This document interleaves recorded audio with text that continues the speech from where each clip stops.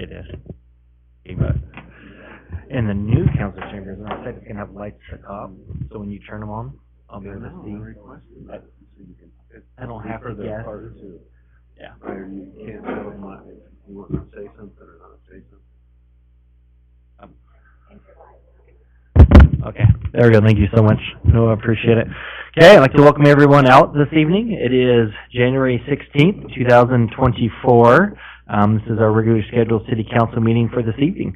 So we will begin tonight's meeting with an invocation offered by Wayne Eklund. Sorry, I hope I said that right.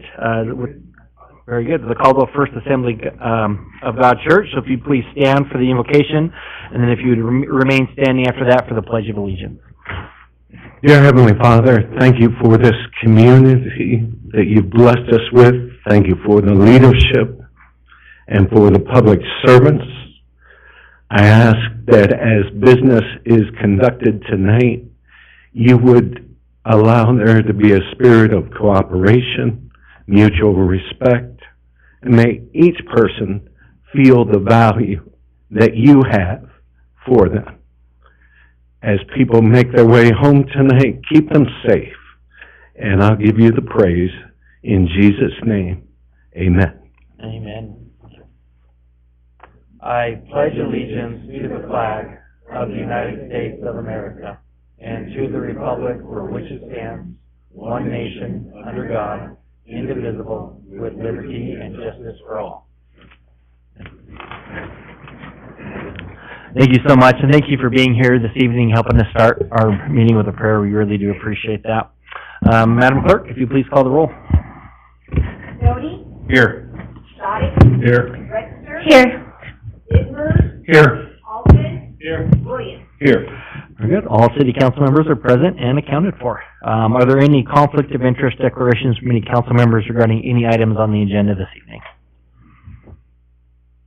Okay. So special presentations. We do have one presentation of new licensees in the Caldwell Water Department. We are excited to see Ashley, but I see that Rob is walking up, so the excitement is dwindling. Oh, she has to present later. She drew the short straw. Oh, very good. Okay, Mr. McDonald, the time is yours. Okay, I appreciate this time, Mayor and Council, to be able to do these presentations. The Water Department is a very significant part of the city, as you all know. I've talked to a lot of people, a lot of residents in the city that don't fully understand exactly what the Water Department does. And I myself didn't fully understand until I started working for the city, the magnitude and the importance that they have. The Water Department is basically the backbone of the city, in my opinion, and without the water system, you're not going to have a lot of residents. And as soon as you have a water problem, you're going to make the headlines real quick. And so the work that these employees do is extremely important, and it provides a great service to the city. In the Water Department, the operations of the Water Department require certifications and licenses, and there's two different categories. There is the distribution license, 1 through 4, and then there is the treatment license, 1 through 4. The Caldwell Water System does not require currently any treatment licenses because we do not treat our water. All of the water is pulled out of the ground, and the quality is good enough that it does not need to be treated. However, the collections is extremely important, and that includes understanding the operation and maintenance of all the water lines, the pump stations, the booster stations, everything that goes along with running a water system in the city. The employees of the Water Department strive to achieve these licenses, and they kind of work their way up the ladder. And so we have 10 employees today that will be presented that have passed exams, and we are very excited about this. The first that I will present are 6 members that have received their Distribution 1 license. That is Greg Delagana, Salvador Mendez, James Pizarro, Nick Scolari, Mark Center, and Robert Woodworth. If they could come up, those individuals.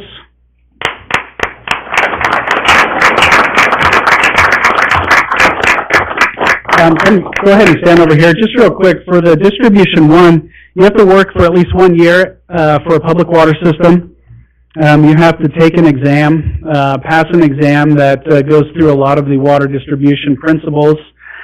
And this is a license, as you work in the City of Caldwell in the Water Department, this is a license that's required. So everybody here was at one point unlicensed, and now they have passed this exam and become licensed in this category.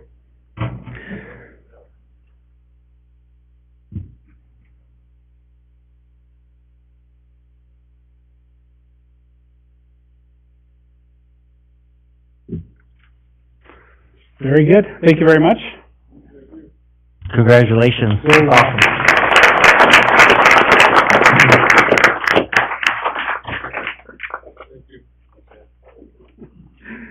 Okay.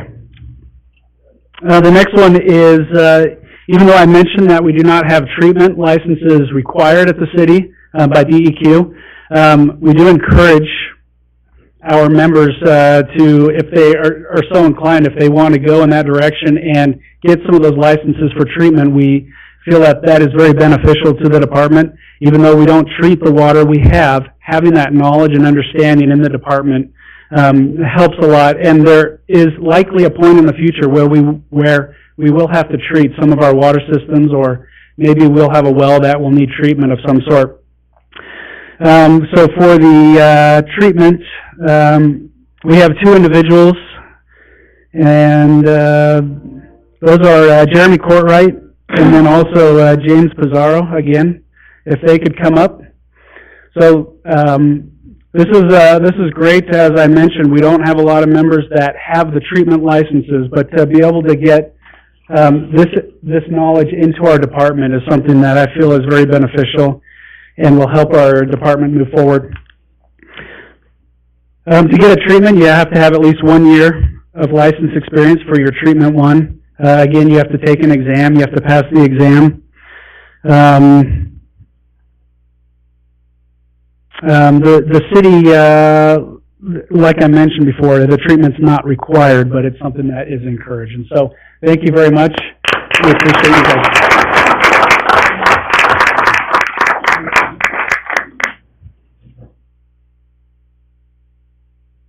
Okay, and then we have an individual that has received or passed his Distribution 2 exam and received that license. In addition to his Distribution 2, he has also passed his backflow assembly tester exam. And for those of you that don't know, the backflow device is extremely critical on our water system. Anytime that you have bad water, like irrigation water or other things connected to the water system, you have to have that backflow device to prevent water from getting sucked back into the water system if we had a water line break or basically a collapse in our pressure. Those have to be tested every year. For the backflow prevention, you have to take a test. You take a week-long course where you're doing a hands-on pass or fail examination, and then you have to be retested every 2 years to demonstrate that you are still proficient in that. And that is Alan Carrillo.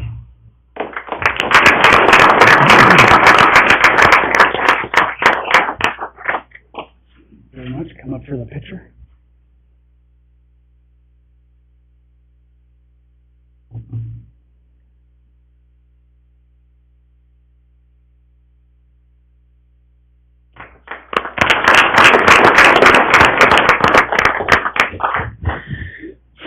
And then last, but certainly not least, we have 2 individuals that have passed the Distribution 4 exam, so they have become Class 4 operators.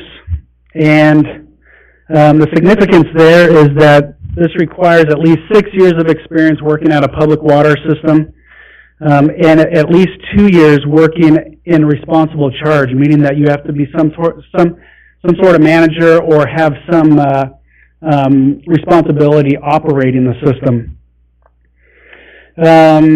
You have to take the exams again. Every exam, as you move up in steps, the exams get more difficult.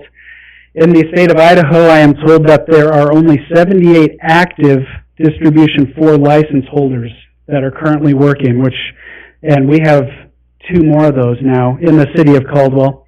The city of Caldwell has to have at least 2 on staff to operate and not be in violation of our permits. Having a few more never hurts. And so we are happy to have Dustin Campbell and Jordan Basone come on up.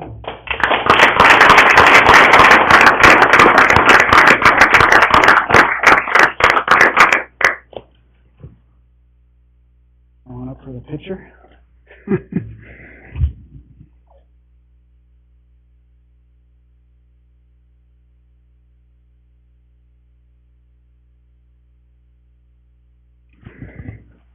All right. Thank you very much. I just want to personally congratulate these individuals, and you can tell by how well our water system has been operating that they are doing a great job there, and it means a lot. One thing that Ashley and I stress out about, and I think Terry's here. Oh yeah, there you are. And Ian, we stress out a little bit. You know, if there's ever a water problem, it's going to make the news really quick, and it aggravates and irritates a lot of people, and so we try really hard to keep things operating smoothly. We have over 340 miles of... 350 miles and 200 miles need to be replaced. Yeah. So we have 350 miles, and this team that we have here has inherited a system that has been built over the last 100 years, and so there's a lot of areas where we're continually rehabilitating and making sure that our system is operating well. We have projects on the horizon. We have some well projects that we're trying to get out this year, and there's things that we have to do to keep the system operating and to keep up with the growing pains that we have been feeling. But I'm very proud of this team, and I love working with the water department. It's been a great experience. Thank you. Well, thank you. So, and again, thank you to everyone. Congratulations. And thank you for bringing us here to council tonight so that we can recognize all of these amazing employees that we have. And if you'll notice, looking at it, I love how you have the years of service. That's to the city, obviously. You have a couple of old-timers that have been here 15 years or more, but out of all of those, all but those, there's 2 that have been here 15 years or more, and then all of the rest have been here 4 years or less, and majority, there was only 1 4 years, and the majority of the rest were 2 years or less. So a lot of new employees on that, and so, you know, they're doing a great job out there. Had that opportunity to go out there and be with them this last week and have lunch with them, and also went on some visits, Dustin and a few others I was able to go along with, and that was awesome to be able to see what they do and how they do it. And a huge shout out to all of them, also to Terry and what he does down there and help leading them. It's really, really fantastic. I know when I went down there recently, notice some changes they've done in there that really just highlights, and it's just little, you know, it may seem little, but it's a big deal. When you walk in now, when you're going back to the break room, there's just a wall that had old newspaper clippings, just kind of old and worn down, and now they've changed that, put up so you have all your certificates up there of all the employees, and it just looks so sharp and so nice. And so a huge shout out to you and to Ian and leading these amazing men and women that work down there at the water department. So thank you so much, and thank you for letting us recognize them tonight. So congratulations. You don't have to stay the rest of the meeting. We don't want to punish you for being here, but thank you for coming and spending at least a little time with us so we could recognize you, and thank you for all that you do for us at the city.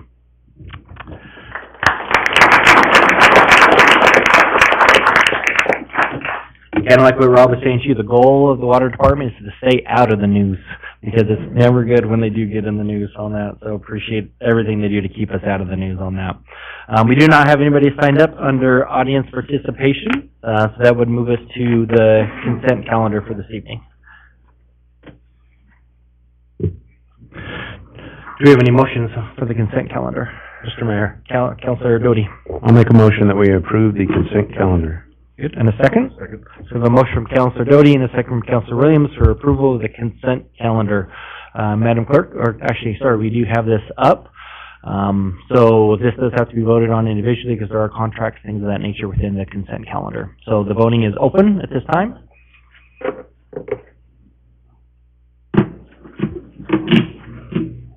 Councilor Dittenberg got it right away on his first go around. And so all votes are cast, the voting is closed, and that does pass unanimously. And that moves us into old business, and we do have a number of items on here. So we'll begin with our first one, and looks like these are pretty much, most of these are local improvement districts. Old business action item number 1 is a protest hearing for local improvement district number 17-1 for receiving public comment, and there is no public comment. Nobody signed up for that. So do we need, okay, Jacob, are you gonna present on that? If you want to just give us a quick synopsis on what this one is.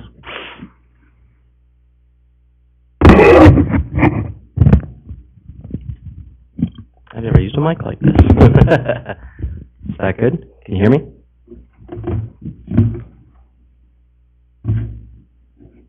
Awesome. Hello, City Council, Mayor. I am presenting the closing of LID 17-1, that's the Local Improvement District 17-1.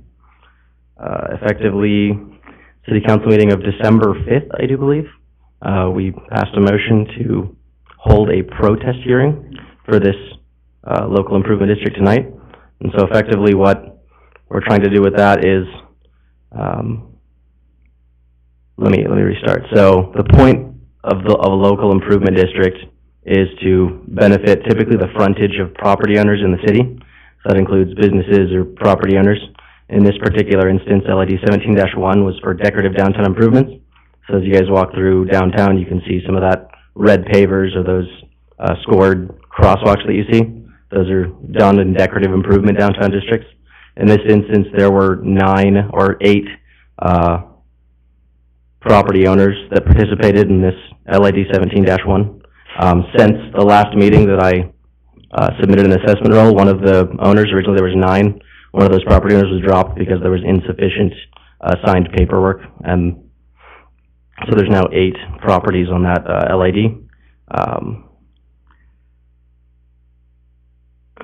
So far, between the last meeting and this meeting, I sent out sufficient letters to all the property owners explaining to them that this LID is going to close and that they're going to have to pay their portion of the construction costs associated with creating those red pavers, concrete, sidewalk, etc., that were part of that LID. I can essentially, after this presentation, allow the mayor to set up the protest hearing or start the protest hearing if anyone's here to protest the assessment roll. Is it? And just a quick question, these are all voluntary, if That's I'm correct. not mistaken, correct? That's correct. So, very good. Okay, thank you so much. Any questions from council for Jacob? Okay, and as I mentioned, there is nobody here signed up, and again, these are voluntary. The city does have the ability to impose a local improvement district, but this is not the case. These were all voluntarily signed up for at the initial time when they did that. So with that, I believe we can close the public testimony portion of this hearing. So moved. Second. So a motion from Councilor Stoddard and a second from Councilor Doty. All those in favor say aye. Aye. And that does that. Okay, so that would move us then into acceptance. Mr. Hilty, am I, oh, is that what the next thing is? Okay, so that moves us into action item number 2 then, which is bill number 3, ordinance 3565, approving the creation, hearing of protest, assessment roll, and findings in connection with LID 17-1 with a request to move for its passage. So moved. In a second? Second. We have a motion from Councilor Doty and a second from Councilor Stoddard for approval passage of bill number 3, ordinance number 3565. Any discussion on that motion? Okay, with that, then the voting is open. And all votes are cast, the voting is closed, and that passes unanimously. And that'll move us to the next one. Are you doing this one also? Correct. Very good. So this is, for Local Improvement District 21-1. So you want to just give us a quick synopsis on that one? Very similar to the previous LID, essentially. The difference here is that instead of downtown decorative improvements, these were to property owners and anywhere within the city limits of Caldwell. And this was open to any property owners in the city of Caldwell. And effectively, this was to help pay for any frontage improvements, which is typically sidewalk, curb and gutter, anything that's typically like in front of properties that's technically within the right-of-way of the city, but is required to be maintained by property owners. Here, there were 3 property owners that signed up voluntarily for this. In this instance, however, there was one property owner who ended up changing their property usage to business instead of residential, I do believe. And so, a couple of years ago, one of the property owners signed a deferral agreement to defer their requirements to improve their frontage because of that change of usage to their property. And so, just, a year or two ago, I do believe, no, what would it be, 21-1? So recently, actually, just a couple of months ago, we decided to impose the necessity for them to improve their frontage with that deferral agreement. And so that was the only property owner that I do believe the voluntary action was appropriated with the deferral agreement, and then they were put onto the LID accordingly. So with that, that particular property changed slightly from the original assessment roll I submitted in December as well. I had multiple conversations with the property owner and ended up decreasing some of those costs reasonably, I thought, with a few items that they brought up. Aside from that, everything would be similar from the original assessment roll I brought to you guys in December. So with that, we can open for protests. Very good. Thank you so much. Any questions for Jacob? Okay, very good. So, a motion, there is, I guess I should note that nobody did sign up on this one either, neutral, in favor, or against on that. So I would stand for a motion to close the public testimony portion of this hearing. So moved. Second. Motion from Counselor Stodic and a second from Counselor Doty. All those in favor say aye. Aye. Any opposed? That motion passes. So that moves us into the action item number 4, which is for consideration of bill number 4, ordinance number 3566, for approve the creation, hearing of protest, assessment roll, and findings in connection with this LID. Do we have a motion for that? I thought you were gonna read the whole thing this time. I'm gonna go with LID 21-1 with the request to move for its passage. Do we have a second? Second. Very good. Got to keep you on your toes every now and then. I'm watching. So we got a motion from Counselor Doty and a second from Counselor Stodic, for passage approval of bill number 4, ordinance number 3566. Is there any discussion on that motion? Okay, with that, then voting is open.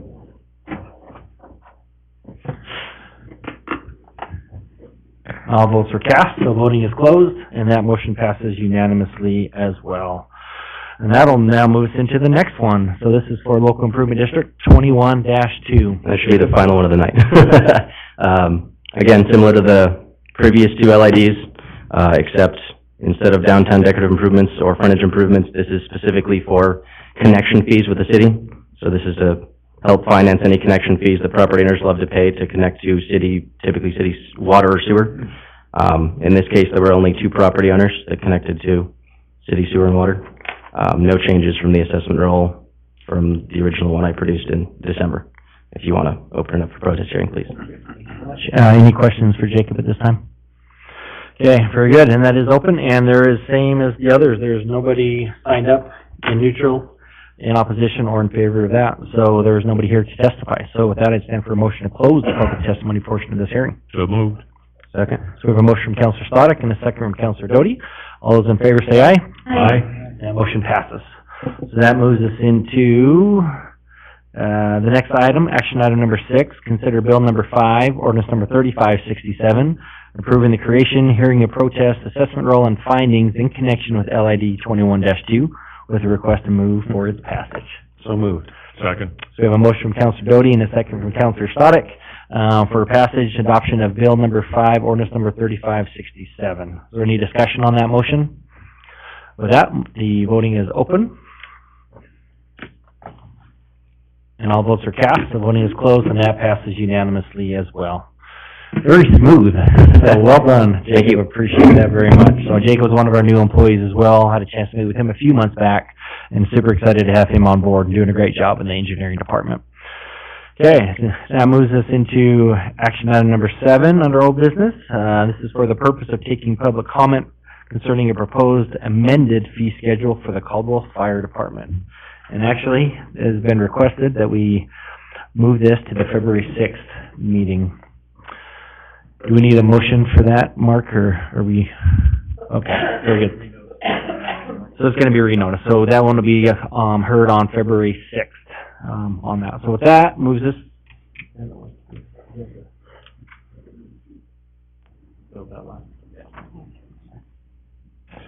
Moves us into new business, action item number 1, and this is for a quasi-judicial public hearing, case number TE 23-14, which is a time extension, requesting a 12-month preliminary plat time extension for Peregrine Estate subdivision number 6. Morgan, looks like you are presenting this, so the time is yours. Yes, good evening, Mayor and Council. Morgan Besod, Planning and Zoning. The application in front of you this evening is for a 12-month time extension for Peregrine Estates. The Phase 5 final plat was recorded just over a year ago, and the Phase 6 final plat is proposed to be recorded sometime later this spring or early summer. The applicant is requesting the 12-month time extension just to cover their bases, make sure they have time to come in and do all the proper paperwork. Code only allows 1 year between phases, so that's why they're asking for the time extension. The delay was just due to some minor delays in construction with labor and materials. But the applicant is here this evening to speak on that if you have any questions. And the highlighted portion in front of you on the screen would be for the Phase 6, which will be the final plat that will be coming forward to you this spring.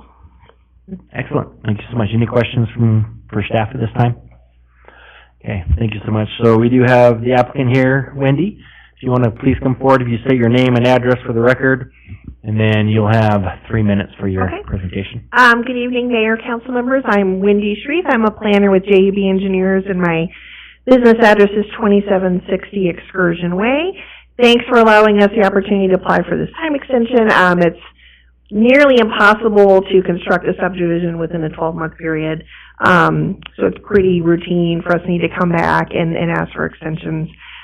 We agree with all conditions of approval, and the staff reported. I'm here for any questions. Very good. Thank you so much. So yes, it can be difficult, and sometimes I think we're looking at extending that a little bit so you don't have to come here all the time. Any questions from council?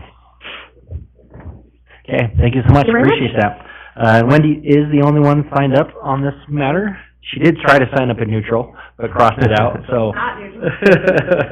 There's nobody signed up in opposition, so I stand for a motion to close the public testimony portion of this hearing. So moved. And a second? Second. Motion for Councilor Stoddard and a second from Councilor Register. All those in favor say aye. Aye. That motion passes. So that would move us into deliberation and any motions from council regarding this request for a time extension. Mr. Mayor, Councilor Register. I move that we grant the time extension as requested.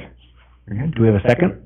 So we have a motion from Councilor Register and a second from Councilor Stoddard to approve the time extension for 12 months for Peregrine Estates subdivision number 6. Any discussion on that motion? With that, the voting is open. And all votes are cast, so voting is closed, and that passes unanimously. Okay, and that moves us into the next new business, action item number 2, which is another time extension. So this is case number TE 23-16, request by Hubble Homes, time extension for Adams Ridge preliminary plat for, is this a 12, oh, there it is. So this is also for a 12-month time extension on that. Morgan? Good evening again, Morgan Besod, Planning and Zoning. The preliminary plat for Adams Ridge was approved by City Council in August of 2018. They've had 2 previous time extensions, and the last final plat for Phase 6 was recorded last January. So the entitlements would expire if they were not able to record the Phase 7 final plat this January. They are also anticipating being able to record that plat maybe early this summer, late this spring, but they are asking for a 12-month time extension to make sure that happens, and the applicant is here as well. Perfect. Excellent. Any questions for staff at this time? Yes, Councilor Register. You said they had 2 previous time extensions, and can you advise why and how long? So as I mentioned, they've recorded 6 final plats, so they haven't had any other time extensions for this phase, but in earlier phases, they had 2 time extensions, one in 2020 and one in 2022. For the same reason? Yes, I believe so. Thank you. Any other questions for staff at this time? Okay, thank you so much, Morgan. Appreciate that. Patrick, if you please come forward, and if you could state your name and address for the record, and then you will have 3 minutes as well for your presentation. Sounds good, thank you. My name is Patrick Connor, address is 701 South Allen Street, Meridian, Idaho. Good evening, Mayor, Council.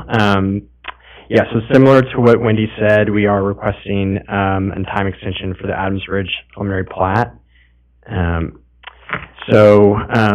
We did record the last Phase 6 in January of last year, and we are almost done with Phase 7. Reason being is, am I controlling that?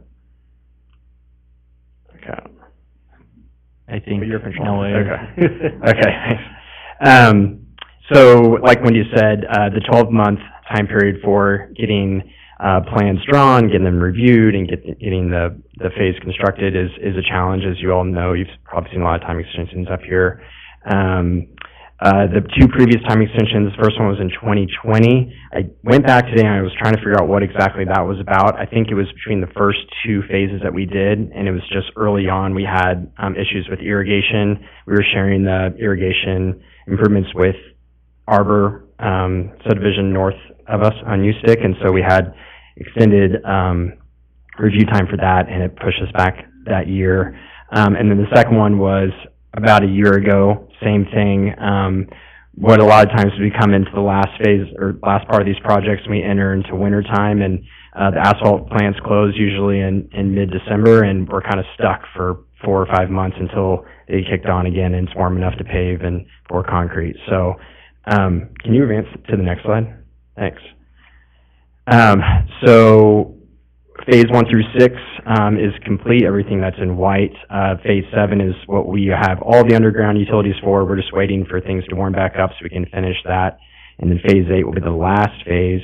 We're anticipating phase 7 to be done and recorded this summer, as soon as it warms up. And then phase 8, we expect to start construction on that this summer. And with our typical 6-month time frame, get that recorded by the end of next year. And so we'll be all done with Adams Ridge subdivision. It's, I believe, 344 total single-family lots, 448 single-family lots, and then there's a commercial component, apartments and storage, which is on the far east side of the project. The reason being just construction delays. A lot of time what happened this past year is with just kind of the market or kind of being slow early on, a lot of builders were moving a little bit slow, and in the summer became kind of a firestorm of activity, as you all know, and we saw a lot of construction this summer and through the fall. So there's a lot of labor shortages and a lot of material shortages, and around October, November, realized that we're probably not going to motivate our contractors to get done before the new year. So you can go to the next slide. This just shows kind of those first 6 phases. We've developed the first 6 phases within actually 5 years or so of the preliminary plat. So we're on pace to record 8 phases within 6 years of preliminary plat recordation. With that being the 12-month phases don't always add up well, and we have these delays, but then we somehow kind of catch up to ourselves. So overall, we're actually delivering more phases than we have years in construction, so we're kind of in the same spirit of that deliver 1 phase per year thing. So anyway, just wanted to show you all that, and again, we'll be done with the residential portion hopefully this time next year. So anyway, that was a long way of saying I appreciate y'all considering our request for preliminary plat extension, and excited to finish out Adams Ridge, and we're finishing up the clubhouse currently, and the pool will be operational in spring and the summer, and thank you. Perfect. Thank you so much. Appreciate that. Any questions from council? Okay, thank you so much, Patrick. So we do have a few people signed up to testify on this one. So we do have one person signed up in neutral, Keith Rowley. If you'll please come forward. And if you could just state your name and address for the record, then you'll have 3 minutes as well for your testimony. My name is Keith Rowley, and I live on 17890 Hensley Ridge Road, our place, and we're in Adams Ridge. Our biggest concern about adding on, because we understand that Hubble Homes did sell to another company for their single-family homes. We've been dealing with a HOA company that is terrible. They don't do what they're supposed to do. They're raising our stuff every year. They keep adding it and promising more, and nothing happens. Our clubhouse was supposed to have been done a year ago, which we were promised, and they told us our HOA fees were high because we were paying in advance. So as the new phase came on, they would equal out, which is not happening. They raise us every year. And talking to HOA companies, they're telling us, we can do what we want, we can raise them whenever we want to, costs go up, there's nothing you can do about it. Well, we got a problem with that, and we seem to not be able to take over the subdivision until Hubble's done. And I've talked to a lot of people in our area. They let a lot of renters in. A lot of the renters don't care because they don't pay the HOA fees. The owners do. And us that live there are paying the price for it all. And we're trying to figure out how we can get this thing done so we can take over our own subdivision so it looks good. It's actually mowed on time, the weeds are taken care of, and everything works. Snow's moved. We'd like to have our sidewalks. We pay for it. We'd like to have the sidewalks cleared when we have 10 inches of snow on the ground. Not happening. So that's a lot of the reason why we're neutral or against it, because we didn't know exactly what they were pushing to do for tonight, how far they were going to extend it out, because our hands are tied. So that's pretty much what I have to say. There's a lot of concerned people in our subdivision, and I just happen to be the one that's going to stand up and say something about it, because I'm tired of hearing about it. But thank you so much for your time. But I hope you take that in consideration of what we're dealing with in the subdivision itself. Yeah, no, appreciate it. If there's any questions for me, Yeah, I'll are be there more any to answer questions? anything. Councilor Sadek? Mr. Mayor, I'm curious, who's the HOA company? Is it AMP? AMP. A and B? AMP. A and P? Yeah. Thank you. And just for instance, our last fiscal year HOA fees were said they were gonna be $135,000. This year they want $210. So I'm trying to figure out where we're coming up with $60,000 extra when they haven't added any landscaping. Yeah, they put a clubhouse in that was supposed to have been promised it would be in last year, but we don't know where the money's going. We don't know what's happening, and we just need some clarification. And they won't talk to us. The AMP? Yeah, they won't. I've had lots of text messages to them. We got vehicles with flat tires sitting in our streets. I asked them to move them, do something about it. Oh, you guys need to call the police. Okay, you call the police. They go talk to the homeowners. The homeowners are mad at us because we're neighbors calling the police on them. It don't work. So if we're gonna take over ourselves, I want to at least have a reason to be yelled at. But if I take over and doing that, I'll be willing to get yelled at if I'm giving your car towed because you're not following the rules. But they don't seem to step in and do anything. So that's the reason why we're either for or against this addition, because we're not having any control over our subdivision and no one else is doing it either. Mr. Mayor? Yes, Councilor Register. Go ahead, I have a Councilor question. Godey. Just in full disclosure, I live in this subdivision. Oh, you do? as well, Okay. And everything you said is absolutely right. I think we just need some clarity, because we talked about this, about when HOAs, when the citizens that are living there can take it over, and we were gonna review some of that. My worry about delaying it is if we can't take it over until it's built, it's only gonna make it longer for us. Exactly. But you are right. The sidewalks, everything you said, I don't need to repeat it. Yeah. But I'm with you, but I think if I delay it, it's even gonna. I know one more year is not but is it gonna be one more year? Because I know Hubble sold out. I don't know who this new company is that owns them. What are they gonna change? What aren't they gonna change? I know Don Hubble personally. I used to work for Hubble Homes back in the '06 when the market all crashed. I did all of his excavation, so I know him personally, but I don't know what this new outfit's gonna do. So that was our biggest concern and why I'm here today, is to find out, really what's happening. And I understand how it all works. So to his question, I guess I kind of have a question, either for the city attorney or the mayor. I just don't want you to go anywhere yet, so it doesn't close it. But, so what he's saying is that they cannot change HOA companies until they're done building? Is that correct? Is that a city thing? So I can touch if you want. That is not. So HOAs is completely private. We don't get in the middle of those, dictate them, anything. So that's completely on their end. So we don't, that's not a city regulation. So that can't be part of the discussion, is that they can change their HOA if we give them the extension? Yeah, like I said, we're not involved in it, so should not be part of the Because decision. this is the second HOA we've had, and both of them did the same thing. Okay, so we don't have any control over the HOA thing unless Right. we say, no on the extension, and then what? What happens if you say no, they just have an empty lot?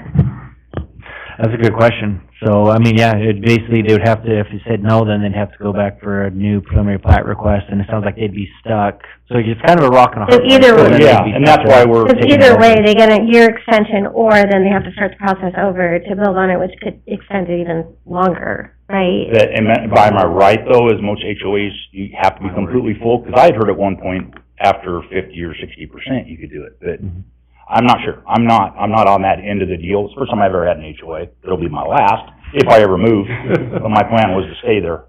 I guess from the council perspective though, is it gonna hurt you to say no and have them restart and then take 2 years? You know what I mean? So, They just keep adding the bill higher, that's just all it is. I think you should definitely talk to them. But HOA won't talk to us. That's our problem. So that's why I'm... You know, you should talk to is Counselor Doty. He'll help you make your own. Now that I know I have a neighbor. Yeah, you can make your own sub HOA and get some stuff done and then get rid of them when you're done. All right, Mr. Mayor, is that, I know we've discussed it here, and maybe Mr. Hilty can help out. Maybe that's in the HOA agreement we signed as to when it gets turned over, or am I confused? So clearly it's not a city ordinance, but somewhere in, I can remember a builder talking about that where he would have preferred to turn them over a lot sooner and couldn't because of whatever contract. And maybe this is not something you want to answer, but maybe you could help us. No, the answer is that it's a part of the CCNRs, and that's where the provisions would be, typically is in the CCNRs. And there are different timeframes and schemes, and there's different formulas for when the HOA is turned over to the homeowners. It varies from CCNRs to CCNRs. And I haven't seen these and couldn't comment on them, but it's a product of those private covenants that are recorded before the lots are sold. So I guess I think it's in the CCNR is what I'm saying, and if they haven't released it yet, looks like we need to look at it in our CCNRs and see what it says in there. So, okay. But I don't want to delay it because I want to get it done, but I've just been told so many different things, and that's why that's why we're worried. Because I was told what we were gonna do is... Because it sounds to me like, and that's my question, like if we say no and then you have an empty lot, whether it's them or somebody else, and they start the process over, it's gonna be worse, I would think, so. But if that's the way it works, I mean, that's where I put neutral down because I need to know with clarification. I think my wife put me down as against it, so. She did. We filled out both sheets, so we're covered. Want you or anybody in your neighborhood to think that we're just not thinking about that, Well, that's our main concern is as long as we're just not left out in the cold, and because I know how it all works. I understand it. I'm for building. I do building. Well, I'm there, but. And it could be that maybe partnering with somebody like Counselor Doty who has those negotiation skills might be able to get through the HOA and get some stuff done that wasn't good. And he's retired now, so he has lots of time. We've got lots of time. We got time to go do something. I don't know. Figure it out. He needs something more to do. Thank you. Aldrich, you had a question? I did, yeah. The question is not for this gentleman. Oh, okay. Question in general. You're good if you want to go and sit down. Thank you for your time. Thank you. And Councilor? So, if you could hold, restrain the applause, we appreciate it, thank you. One of the things that's bothering me about the gentleman's statement is for quite some time now, we have required that developers build the amenities early in the development of these phases, and we're on phase 7, and there's still not a clubhouse and these other things. I'm not sure when this development agreement was done, but it seems to me that it's recent enough that the clubhouse is way behind when it should have been built. And maybe we should know about what the date was that we required that, because we have for a long time said you're not going to wait till the last phase before you build the amenities. And I'd be curious to see where in the development agreement the agreement was to build the amenities that go with these subdivisions. Yeah, and if I remember right, and Patrick, I would have to come up, when you showed that, I think the 2018 was the first, which means this was probably heard, I'm gonna guess 2017. So it has been now we're in 2024. I hate to say that was a long time ago because it's making me old, but it was quite a while ago, I think before that was kind of looked at. And I believe Councilor Stodic was here on his first term when we were discussing those things. Yes. So it has been a while, yes. I don't know if he was insinuating anything there, but. Okay, so we do, just to note, there were 3 others signed up in opposition, Michelle Rowley, Caleb Miles, and Samantha DeSono, I believe. They all indicated not to testify, but just want to clarify that they did sign up. I'm guessing similar concerns, and yes, you did do a great job with her. Appreciate you coming and being here tonight.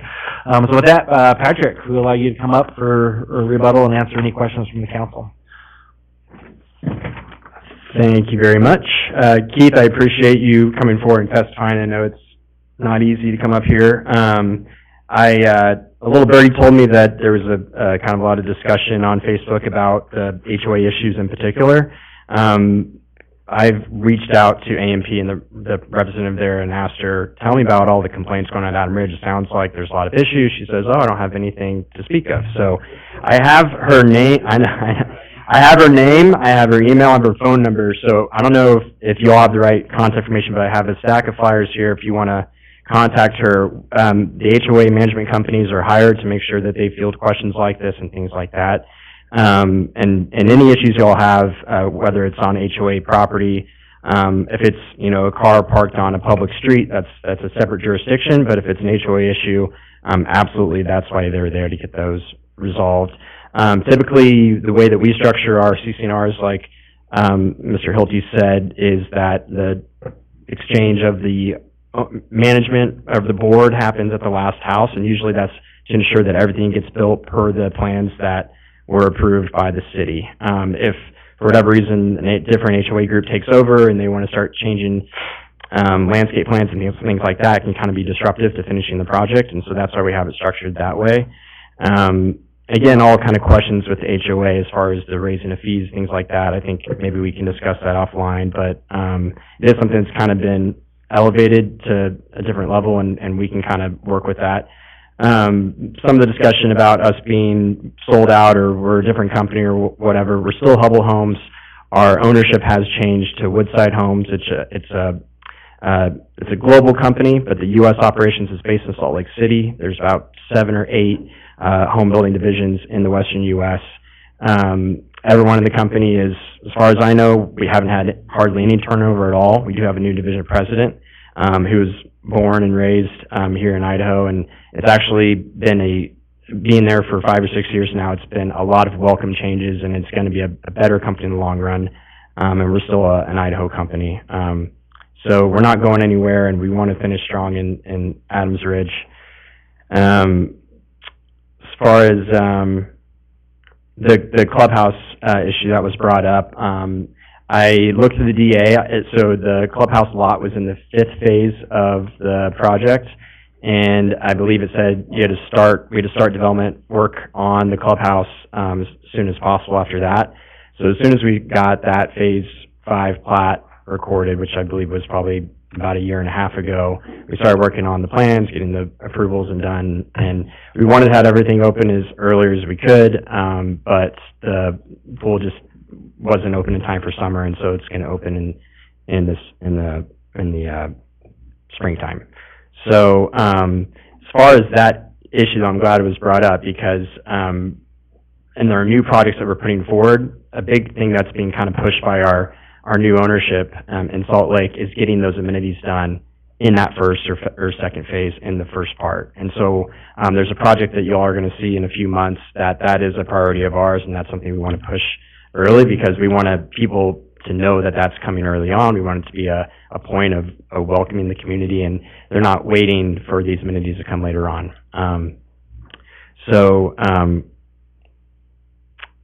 Anyway, if there's any other questions that I didn't answer, let me know. Mr. Mayor? Yeah, and thank you for getting that information for that, so they can have that contact info. So make sure before you leave, you do get that from him, so you have that info. Councilor Register. Yeah, just quickly, so do you guys use the same HOA company for all your places, or can you change it? We can change it. This one did change from a previous one to AMP, because AMP has been our most kind of reliable and responsive group. Okay, so I don't know, I'm probably going to get yelled at for even talking about it, but my concern is we talk a lot in here about being good neighbors when developers come in, and that we get a lot of promises, and then I think probably what happened with the clubhouse is it was so long ago, and at that time maybe they weren't following up, that kind of thing, which I think is something we're all interested in changing and making sure that the developers are coming in and doing what they say they're going to do. Mm-hmm. But the bigger concern is that when you have a neighborhood that's unhappy because of an HOA that you've picked or something like that, and you're not listening to them, and then they call the HOA and they're like, "What's your problem?" And the entire back of of the room is like, there's a problem, it behooves you to get with them now that you know and see if that's a change that needs to be made, so that when you bring the next project forward, we know that you're doing right by our community. I appreciate that, and So, yeah, if you could please refrain from... That's what Thank you. I'm trying to understand and see exactly what the issues are. Again, it's, the management company kind of supposed to field these issues that are coming in. Like I said, this is kind of news to me as far as a couple Right. weeks ago before I saw the And message. apparently they're not, if they're just denying that there's a problem. So, Yeah. I'm not Yeah. saying anything about any future project, I'm just saying that as a councilman who's also, I mean, obviously, we're all residents, it's important to me that when developers come forward, that they have a history of being good neighbors. And so, it just might be a good thing to get with some of these people who are having issues and see what you can do as a representative of the company to fix that, whether it's the HOA or eliciting the communication. It's good advice, thank you. Okay. Mr. Mayor? Yes, Councilor Doty. Just two things. One, I'll take one of those printouts that you have. But two is the clubhouse is yours, though. So the HOA is a separate issue, and the clubhouse is yours, which was in phase 5. Mhm. And you talked about the paperwork and the process of getting that done. That's done. So on the record, when is the clubhouse gonna actually start to go into the air versus just I should have put a picture, it's in the built. pool? Yeah, the pool's there and the building's there as well. That is the clubhouse you're referring to? Yeah, I think there's a workout room and then changing areas and bathrooms and Right. stuff for the pool. So that, I believe, my understanding is that is what's gonna be built. The landscaping's not done, it's just waiting on final, I think, C of O. I don't know the exact date that it's actually gonna open up, but, What would get back delay to it you. from opening up? I don't think anything. Last photo I saw a couple weeks ago, it looked completely done to me. I don't know if there's anything they need to finish on the inside, but at least from the outside, it looked like it was finished. So I don't think there's any delay on the city side or our side. We're just trying to. It'll be on the HOA side. Well, so Hubble is building it, and then the HOA takes ownership of it. And so what I'm saying, It's done, correct? Or you believe it's done? to me, it looks like it's done. Which it does to all of us, apparently. I mean, last time I checked, there was a pool. Now it sounds like there's a clubhouse. I see some heads. Yes. But if you also think it's done, kind of on what Councilor Register said, maybe a phone call from you to say, unlock the door and let people in there if it's done. If it's especially done, absolutely, if yeah. Everything the gentleman said is true. The fees just keep going up and the amenities aren't open yet. Mm-hmm. Any other questions? Okay, thank you so much, appreciate that. Thank you. One of those. Yeah, so make sure you grab one before you forget. Okay, so with that, I intend for a motion to close the public testimony portion of this hearing. So moved. And second? Second. It's a motion from Councilor Allgood and second from Councilor Register to close the public testimony portion of this hearing. All those in favor say aye. Aye. That motion passes. So that moves us into council deliberation and any motions from council. And again, this is for a time extension request for 12 months for Adams Ridge preliminary plat. Just a comment, Mr. Mayor. Yes. I just want everyone to know that I'm gonna vote in favor of this just because of the CCNRs that say we can't get it under our control until it's built, so. Mr. Mayor? Yes. I agree. I think that, if we vote against it, then we're delaying it, we're making it even longer. However, I'm curious if there's any way after this is done, and maybe this is an attorney question as well, is once this is voted on and done and the public hearing is closed, can we follow up with the residents to see if some of their questions and concerns got answered by the developer? That's appropriate? Okay, so my email's online, and I'd like to know if there was any follow-up within the next couple of months, maybe. I'll be sure to let you know. I was gonna say that. I don't want to Councilor hear it Doty from will let you know. Counselor Doty. I want to hear it from you guys out there to see if there was any communication or at least something. Okay, very good. Any motions? What number are we on, Mr. Mayor? Number 2, action item number 2. Mr. Mayor, I'll make a motion that, this one here, based upon the testimony and evidence and record in this matter and upon the findings of facts and conclusions of law, I move that the TE 23-16 for a 12-month time extension from Adam Ridge subdivision be approved.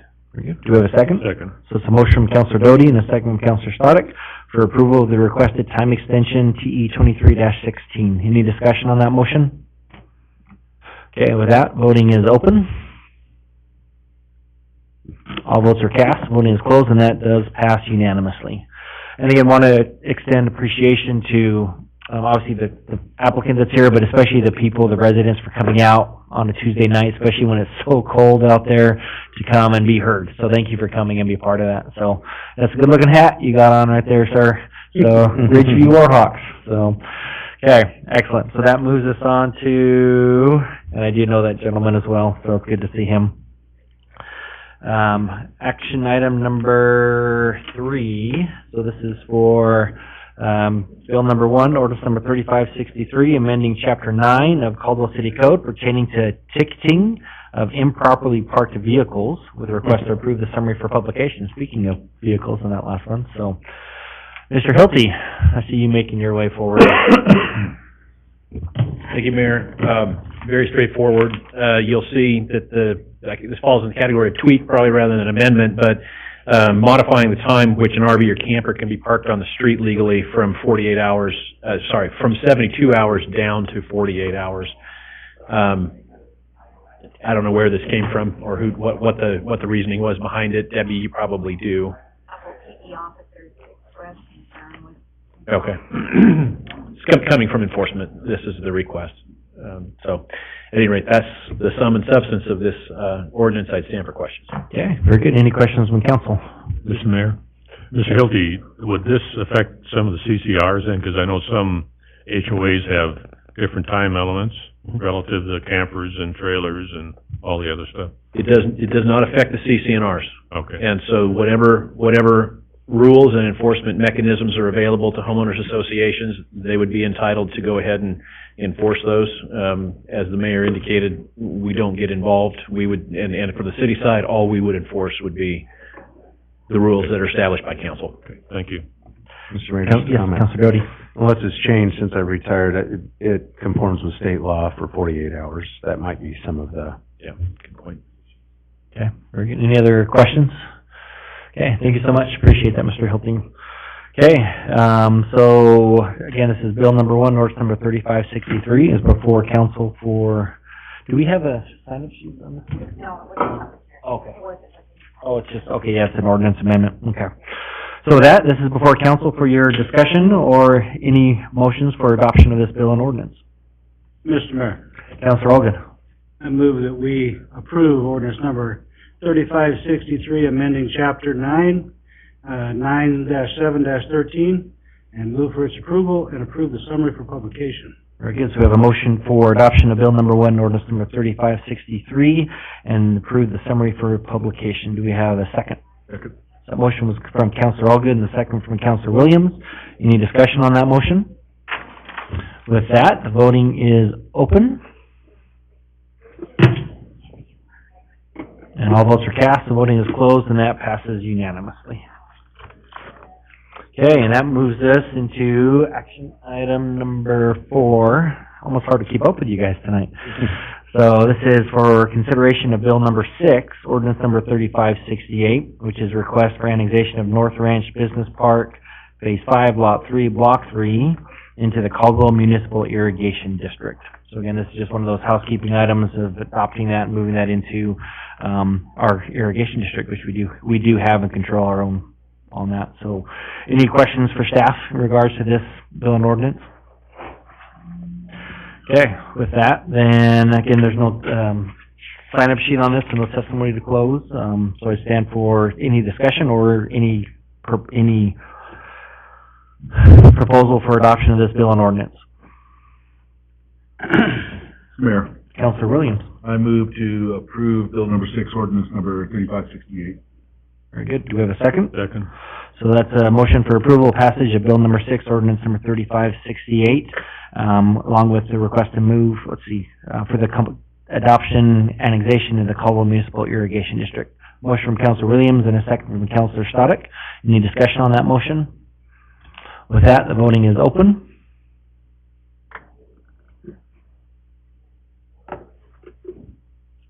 And all votes are cast. The voting is closed. And that motion passes unanimously. That moves us to number 6. 5, thank you so much, Counselor Williams. So this is approved resolution authorizing the purchase of an ultraviolet disinfecting system in the amount of $543,550 to be used by the wastewater treatment plant. Ashley, Hello. all you. Mr. Mayor, members of council, I want to correct an item on the agenda here. So this is for a UV system refurbishment, not a entire replacement. So we're proposing the purchase of refurbishment of the UV system at the wastewater treatment plant in the amount of $543,550. The wastewater treatment plant has utilized this UV system since 2001, and it has served the city very well since that time. Over the last few years, it has become more and more apparent that we need a refurbishment just due to the challenges of integrating parts with new technologies versus the old system that we have. So we have met with the finance director as well as our consultants working on our facility plan and determined, did a little bit of end-of-life analysis there. We weighed the system's end-of-life timeline against the time that we would need new capacity in our system. And we believe this refurbishment would gain us another 7 years, which would coincide with the time when we actually do a replacement and increase capacity. At that time, we believe that a total replacement would be likely north of $5 million. So this is anticipated to get us about 7 years down the road. And with that, I would stand for any questions. Thank you so much. Questions from council? Yes. Was this a budgeted item, or is it a request for more money out of the water fund?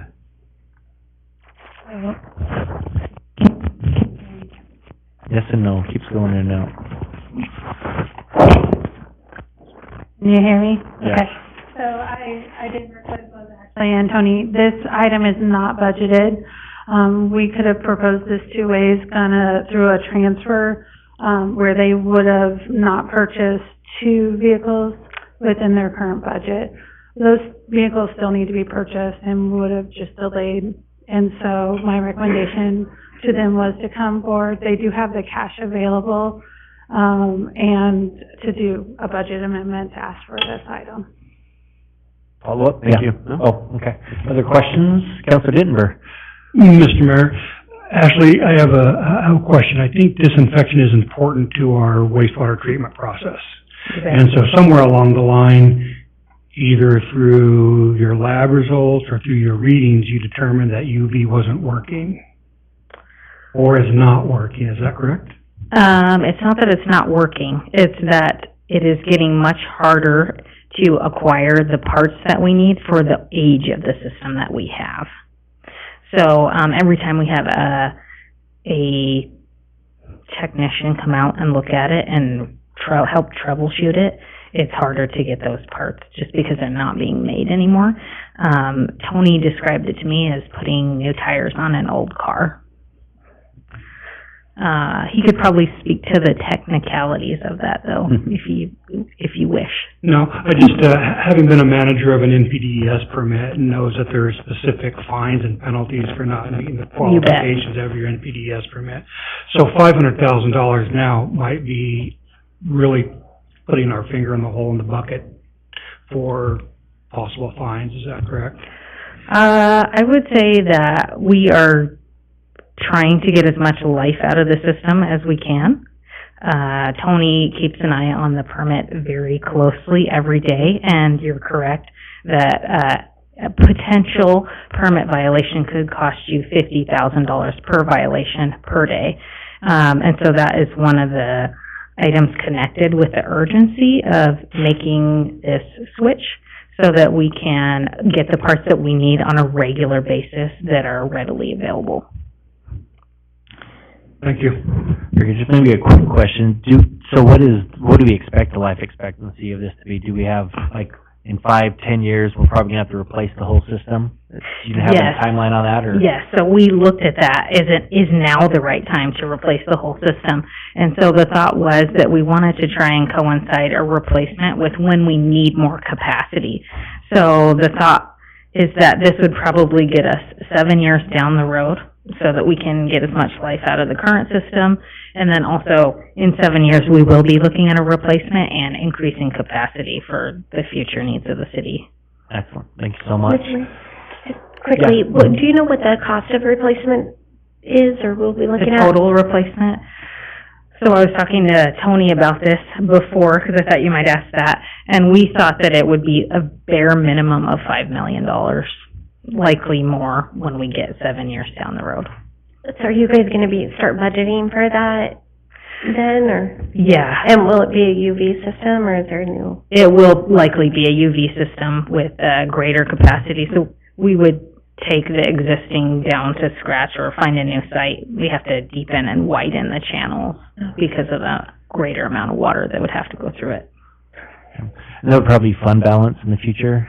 I mean, obviously, we don't know for sure, but as that Or- builds over the next 7 years, that would Any pay for that. grants or anything for something like that? What's that? Any grants or anything for something like that? I don't know if there are grants for those kinds of things. Can you hear me? I know that sewer is, our wastewater fund is one of the bigger funds that we have, because we do plan for the bigger capital replacements in that fund. And so that's one of the funds that we do plan for. I just wanna make sure that we start now, so that in 7 years from now, we're not blindsided by a $5 million bill. Yeah, and I hate to say this, but in wastewater, or, $5 million is not a lot of money. What was Napa's, it was $150 million or something like that they did recently? At least, yeah. It was crazy amounts of money on some of that, so. We don't wanna be lot of money to blindsided take by care of your anything, crap. really, right? So, Because then we, yeah. why we don't have a pool, right? Yep. So, yes, so, yeah. Just one a last quick question. Mhm. Ashley, what's our capacity now, population-wise, before we have to build because we got too many people putting in? I think the current capacity is around 18 million gallons per day, hydraulically. We're going through a facility plan study right now. We're about 70% of the way through it to help us pick which processes need to come first, because at this point, different processes have different capacities as you continue to grow. What I'm getting at, I've heard that our system is good to 100,000 people in Caldwell. I don't know if that's accurate, that's where I was going with that question. That is a tough question to answer. A lot of times, as a city grows and becomes more dense, water use becomes more efficient. So people use less and less over time often. Did you have? Mr. McDonald? Yeah, I will just add to that. Thank you, Ashley. The treatment plant has quite a bit of capacity hydraulically. The issue we run into is the increasing scrutiny from DEQ and the increasing requirements that they continue to place on cities. Our system can handle 18 million gallons a day, and currently we're flowing 7 million. 7 million. So there's quite a bit of capacity room there, but depending on what types of industry come into Caldwell, what types of, industrial uses and things like that, that can change the way the treatment plant operates. And then also whatever DEQ puts onto the cities, that all of a sudden now we have to start testing down to, the trillionth or whatever. Those are things that we have to take into account as well. Those darn feds getting in the way of everything. Any other questions? Okay, thank you so much, Ashley. And I do want to recognize Tony. He's a handsome gentleman here in the front row. He's our superintendent out there. Does an amazing job, really does. And we just got an incredible team working on that. So I appreciate you, Tony, everything you do out there and your entire staff. So please let them know that we appreciate them. Okay. So with that, let's see here. We don't need to close public testimony, so do we have any discussion, any questions from council, or any motions for adoption of this bill and ordinance? Oh, no, sorry, where am I at? I'm down there. Resolution. for the resolution. Mr. Mayor, I'll make a motion that we approve the resolution authorizing the purchase of an ultraviolet, or it's not the purchase, it's the refurbishment, correct? In the amount of $543,550 to be used by the wastewater treatment plant. Very good. So do we have a second? Second. So a motion from Counselor Doty and a second from Counselor Stodic, for approval of this resolution. Any discussion on that motion? With that, the voting is open. All votes are cast, the voting is closed, and that passes unanimously. That moves us into items for discussion. And so this is for a report, and some discussion, questions from council regarding the Valley Regional Transit. I know there's been some questions about the budget amount for Valley Regional Transit, and we can get into those. I think it was like $650,000 around there. It was for a couple new bus lines and some thought about, does that need to be reduced? What is that being used for? So thought it'd be good to bring this forward as a discussion item tonight. So we have Elaine Clegg here from VRTU. Appreciate you being here. And then also to be able to have council ask any questions that they have, and see if there's any desire to bring something back in the future for council, for a decision from council. Tonight it is just a discussion item, but again, just to kind of see where everybody's at and kind of the vibe there and where council wants to go with that. So Elaine, so we'll kind of turn over to you. So if you could, we are moving pretty good tonight. So if you could limit to the presentation, because we'll have questions as well, obviously to 10 to 15 minutes would be great if you limit to that, and then we'll open up for questions from council. I will certainly do that, and it's great to be here. Thank you for inviting us back. It was interesting to hear the recent discussion about your wastewater treatment plant. Brought back a lot of memories, and recent improvements in the city of Boise were $570 million for two different plants. So it's good to see you're getting ahead of that. So why are we here today? Go ahead and, I have a clicker. I didn't realize I had one, sorry. Wanted to provide background for newer council members, update on the Better Bus Initiative, which besides the two routes in Caldwell, also did some improvements on the inter-county routes, and then some specific details about the routes. Just a little reminder, VRT works a pretty efficient system with only $46 per capita, less than half of the amount that most of our peers get. We run, we think, a really good bus system.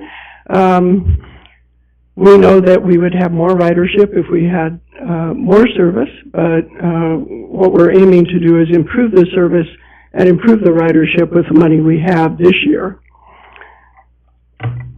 So our existing operations is comprised of a little over $12 million in local funds. Those come from cities, counties, universities, colleges in the valley. That is matched by federal funds of about $15 million, and we generate funds both through fares and advertising at a little over $2 million a year. We have about 1 million rides a year for that money. For the existing capital, which is separate on top of the operations, again, local funds of about $1.3 million. In this case, we get to match the federal funds at 20/80 instead of 50/50, so we get $7.2 million this year in federal funds. A reminder of that, it's really difficult to do improvements without having the local match. Even at this lower amount, some of the improvements at Happy Day have been delayed because we weren't able to generate enough local match to get the federal funding to make those improvements. We have a roof out there that's badly in need of repair, and now we find a heating system and some other electrical things. You guys all deal with those, so we're working hard to make sure that we improve those. So a little more detail about that funding.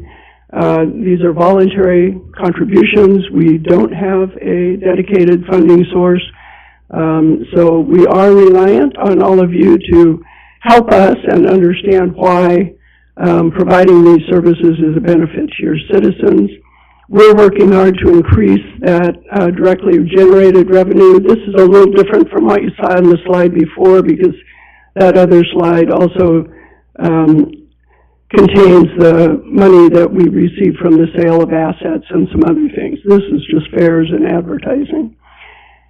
And then, as I mentioned, we can't spend the federal funding unless we get that local match. In Canyon County, this is a discussion I had with Canyon County commissioners, we have about $10 million in federal formula funds that we're working from the back to the front because we don't have enough local match to spend all of it. With some of the improvements we're planning this year, we think we'll get much closer to being able to provide the kind of services that a region of this size, a growing region like city of the size of Caldwell, really needs to provide the service to their citizens. So when I came on board, all of you who've been here for a while know that we did this Better Bus initiative, trying to make transit better, easier to understand, easier to use, provide better service, better amenities. We learned through that there really is high support for frequent bus service. There's also surprisingly high support for you all to continue to fund us, 83% in the surveys that we did in Canyon County. And then there's high support for regional rail, which we're working to become the organization that can run a regional rail. So now I'm going to give you a quick update on our ridership and then the service change details. So in 2020, we were at 1.2 million riders, and then COVID hit. We're confident we're going to surpass that this year, even before the service change, and the growth in that has been steady since, but it has been kind of a long road back. Specifically in Canyon County, we have the 3 inter-county routes, the 40, the 42, and the 43. You can see the 40 has been stayed, very similar between last year and this. The 42 has grown quite a bit, and the 43 had continued to lose ridership, and we'll talk about that at the end, why we've redesigned the 40, we think, to provide the service the 43 was providing, as well as some other things. The on-demand system, the 150, has stayed relatively steady the last couple of years, and we know why. We know that we have more demand than we can serve. Now, it sounds backwards. That means that we then have ridership that's not growing. With an on-demand system, you have to have enough buses to provide the ride and to tell people that you'll be able to do that. So we have people calling saying, I need a ride, from here to here. And they'll say, well, we don't have a bus right now. Can you come, we can meet you in 45 minutes. Sometimes they can't wait 45 minutes. Sometimes it's more than that, and they have to call back. So we're confident that if we can add the service in Caldwell that we're planning, it will also grow the on-demand system because it will provide more capacity in that system. We'll talk about that in just a moment. So for this new service change, the red dashed lines are lines that are going away or being changed. So you can see the one that impacts you the most is that there used to be the 43 that went on the freeway from Caldwell directly into Boise. It was the route that was losing ridership. We are now going to run the 40 as an all-day service rather than just peak hour, and it will serve double duty. It will serve the Boulevard as fixed route. It will also serve Overland as fixed route over further west, which will provide access to some of the jobs there, and then end up in downtown Boise. During peak hour, we think the service will be almost as fast as the 43 because of the congestion on the freeway nowadays. It's actually as fast to do it this way as it is on the freeway. And right now, the 43 is only running peak hour, and this one will run all day. So we're pretty excited about that change. You can also see that we've got service on the boulevard from Happy Day Transit Center to downtown directly, and we'll go into detail on that, plus a service that goes south of the city to the high school, to the YMCA, to the back of the college, to the medical center, and then hits downtown. We think that service is also going to be one that attracts a lot of riders, even though it's hourly service. The service on the boulevard will be 30-minute service, which we're really excited about. So I'm going to turn it over to Kate to talk specifically about some of the changes. She's been working directly with them. And we really did listen to the residents here and try to respond. Before we do that, I'll say we made the decisions we made based on the budget that you guys passed. And knowing that if we had that much budget, this is the kind of service we could provide. If that doesn't come to pass, we'll have to change this. We won't be able to provide this much. So, turn it over to Kate.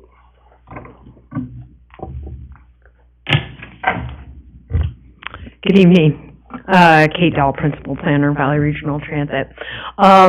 Yeah, I'll just run through these real quick. So some of the big change, of course, that we see in Caldwell is adding fixed route service back to the boulevard. That's going to be 30-minute frequency, so the bus will come every 30 minutes from right here at the police station down to Happy Day Transit Center, and then the Route 58, which will run the other direction south, will be every hour.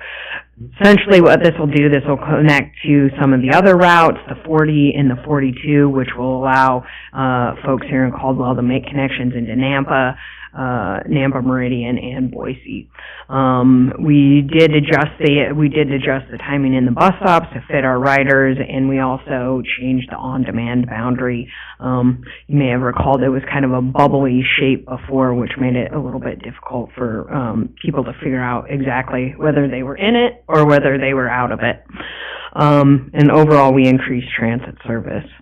As we take a look at our overall numbers compared to last year to what we're expecting in 2024, as Elaine said, we're expecting to increase our ridership by 20%. That'll put us back to pre-pandemic levels.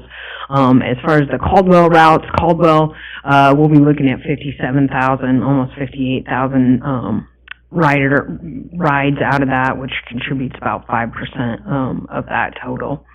Overall population served, because we shrunk the system and basically eliminated the routes like the 43 that were losing ridership, the population reach did shrink a little bit.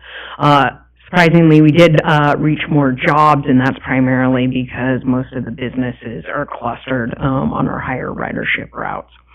Overall, because we doubled down and reinvested in areas where we already had higher ridership, where the land use was developed out, like on the Caldwell Boulevard, we're seeing pretty drastic increase in people being able to access 15 and 30-minute service.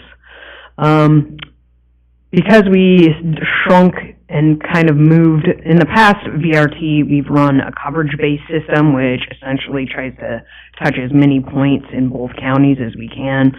Part of what we have tried to do is, instead of trying to do that, we've tried to reinvest and create better service where we have people already riding.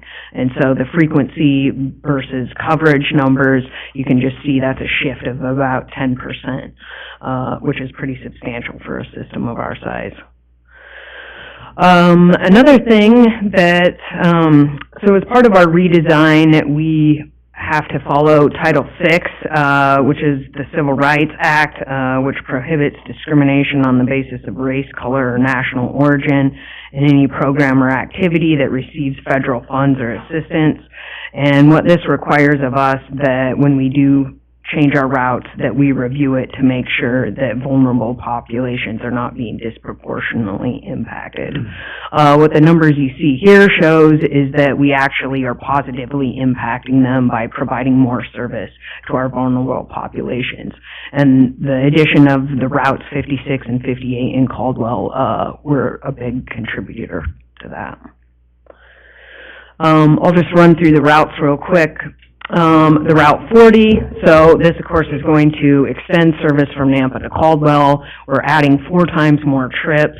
It'll create better connections between Nampa and Meridian, as well as connect with the Route 56, 42, and 45. And we'll add more accessibility to the College of Idaho.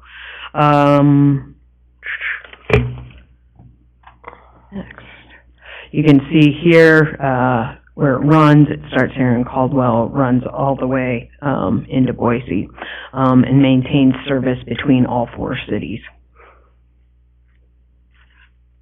Route 40 comments, we got quite a few comments from Caldwell residents on our survey. Here was one. This bus route was standing room only before the pandemic. Hopefully it will pick back up again. Can't imagine why anyone would choose to fight interstate traffic if they could take a bus, especially if it's free through work or school. Route 42, so this one will run all day long, every hour, from Happy Day Transit Center to Town Square Mall. You'll be able to connect with the 56 and the 58 that come from Caldwell to Happy Day Transit Center and connect to downtown, so you will have to transfer at that location. It hits, of course, Nampa, CWI, Amazon, Meridian, and the Town Square Mall. And this is what it looks like. It runs down the boulevard over to Garrity, CWI, jumps on the interstate there at 10-mile park and ride, and then gets off to Town Square Mall. Couple comments on that particular route. If the frequency of buses improved, this would be a great route for me. A new resident just learning about this route that goes near where I live. I'm happy about the idea this line will be more frequent.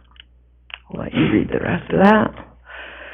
The 56, really excited about this one for Caldwell. This is going to be the one that has 30-minute service all day from 6 a.m. to 6 p.m., Monday through Friday. An all-day pass on this route is $250, so very affordably you can get up and down the boulevard and access businesses, be able to walk within that area. Couple comments on there. I work in Canyon County and support all improvements to transit in Canyon County. Woohoo! Route 58. So this one, of course, runs south, and this hits many of the major destinations that people cannot currently hit, such as Social Security Office, West Valley Medical, the YMCA, Walmart, and this service is every 60 minutes, and this also connects at Happy Day Transit Center. This one runs from 6 a.m. to 7 p.m., Monday through Friday. Some comments.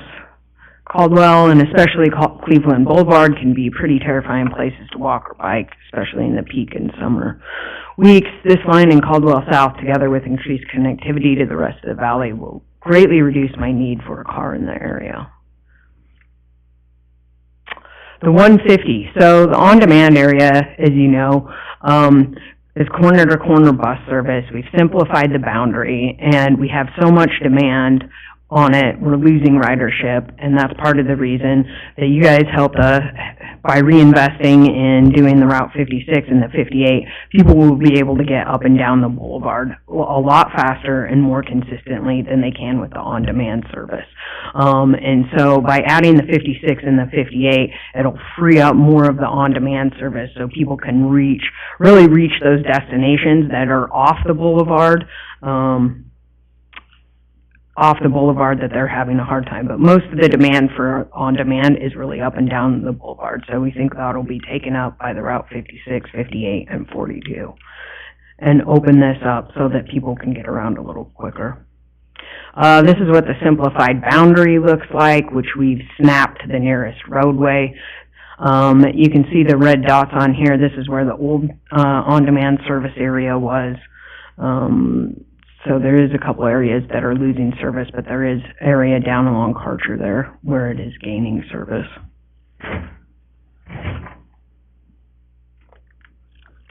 Great comment. Specialized service, turn that back over to Elaine. So as we do this, there are a couple of specialized services that we want to make sure and bring to your attention too. The change in the on-demand boundaries, excuse me, the addition of fixed route on the boulevard changes the access boundaries because they used to be based on the on-demand and now they'll be based on the fixed route. So it will reduce the amount of coverage for people who are disabled who qualify for access services or paratransit services.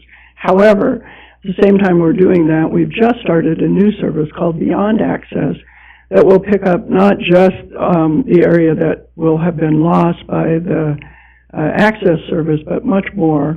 And people who are older adults or persons with disabilities who qualify for this service can go anywhere in this purple area on an on-demand ride, essentially through 5310 and 5311 funding federally. We're really excited about this service. Just started it 2 weeks ago. Our first 2 weeks have been very successful, and so I think combining the two, those older adults and persons with disabilities in Caldwell will have much better access to locations all over the valley. Like I said, we're very excited about this. Thank you to the City of Caldwell for supporting the art on the shelter over by the library. As part of this, we're going to have a lot of new bus stops. 24 of those are going to be in Caldwell. We're bringing a new bus stop typology to bear on our service change this year. And there will be new sign blades, new infrastructure, and opportunities for more public art. The new sign blades will look like this. They're 2 or 3 times bigger than the current ones we have. They're much more visible. And along with those, we'll have more detailed information about the route, and on some of the highest use bus stops will also include real-time bus arrival information. For those that don't have that, we'll have a QR code to the online bus arrival information that you can look up. We're also planning to kick off a Nampa-Caldwell corridor transit-oriented development study. We're doing this in response to the congestion that's happening on the boulevard, and we think the opportunity to look at ways to relieve that congestion, not just with roadway improvements, which will certainly be part of it, but also potentially with transit connections and better opportunities for mixed-use redevelopment that will bring people closer to their destinations. Stay tuned for that. Kate will be in charge of that. We look at this as an opportunity to take Nampa-Caldwell Boulevard and look at it the same way that we've been looking at State Street in Ada County. We think there's tremendous opportunity there, especially because in this case there's anchors at both ends. On State Street there's really only an anchor on one end. It'll start this spring and implementation will be 2025. So, with that, what we are proposing through all of these things that you've seen today are taking the budget that you did pass and using it to provide those 2 fixed routes in addition to the on-demand service, redesign the inter-county routes, and in doing that, increase ridership by over 20%. And while it's hard to predict the numbers in Canyon County, we think the impact in Canyon County will be higher than the impact overall. Thank you. Before we jump into the question, do you mind just taking a few minutes? I know back in October, there were some questions about, I know that we have Mr. Stevenson here from Caldwell Transportation as well, so if you don't mind just taking a few minutes talk about kind of Mr. Denver probably may not be as aware of the rest of council. There were some issues with the bus ride, or the Boise State Transit or buses on that. So do you mind taking just a few minutes on that? And Not a bit. I was prepared for that. I didn't want to put it in the presentation because I wasn't sure if it was going to be part of this. But Valley Regional Transit since 2017 has been piloting supplemental services. These are services to places where there's a transportation demand for community events that isn't being met, creates congestion, creates inability of people to get to those community events. Tree Fort in Boise, the music festival, was the first thing we did very successfully. We've also served, and that's a specialized service where we take our bus stops and design a route that gets people close to all the venues there. Then we served Oktoberfest in Meridian and the High Park Street Fair in Boise. As we understood it this year, there was so for many years there's been a charter contract offered to provide service to Boise State football games from downtown Boise to the game. As we understood it, that contract was not going to be offered this year, and we were asked, could we provide service in lieu of that contract? We looked very carefully. There are charter rules because our buses are funded with federal taxpayer dollar. They're restricted from being able to provide charter service, unlike school buses, for instance, which are funded with state taxpayer money. So we cannot provide service in a place where there's an offer to pay for service for a specific event from a specific organization based on a route that organization draws. We didn't do that. What we did do was say, yeah, we could provide service to the games on those nights. Here's the route that we would use if we did that, and here's the timing that we do.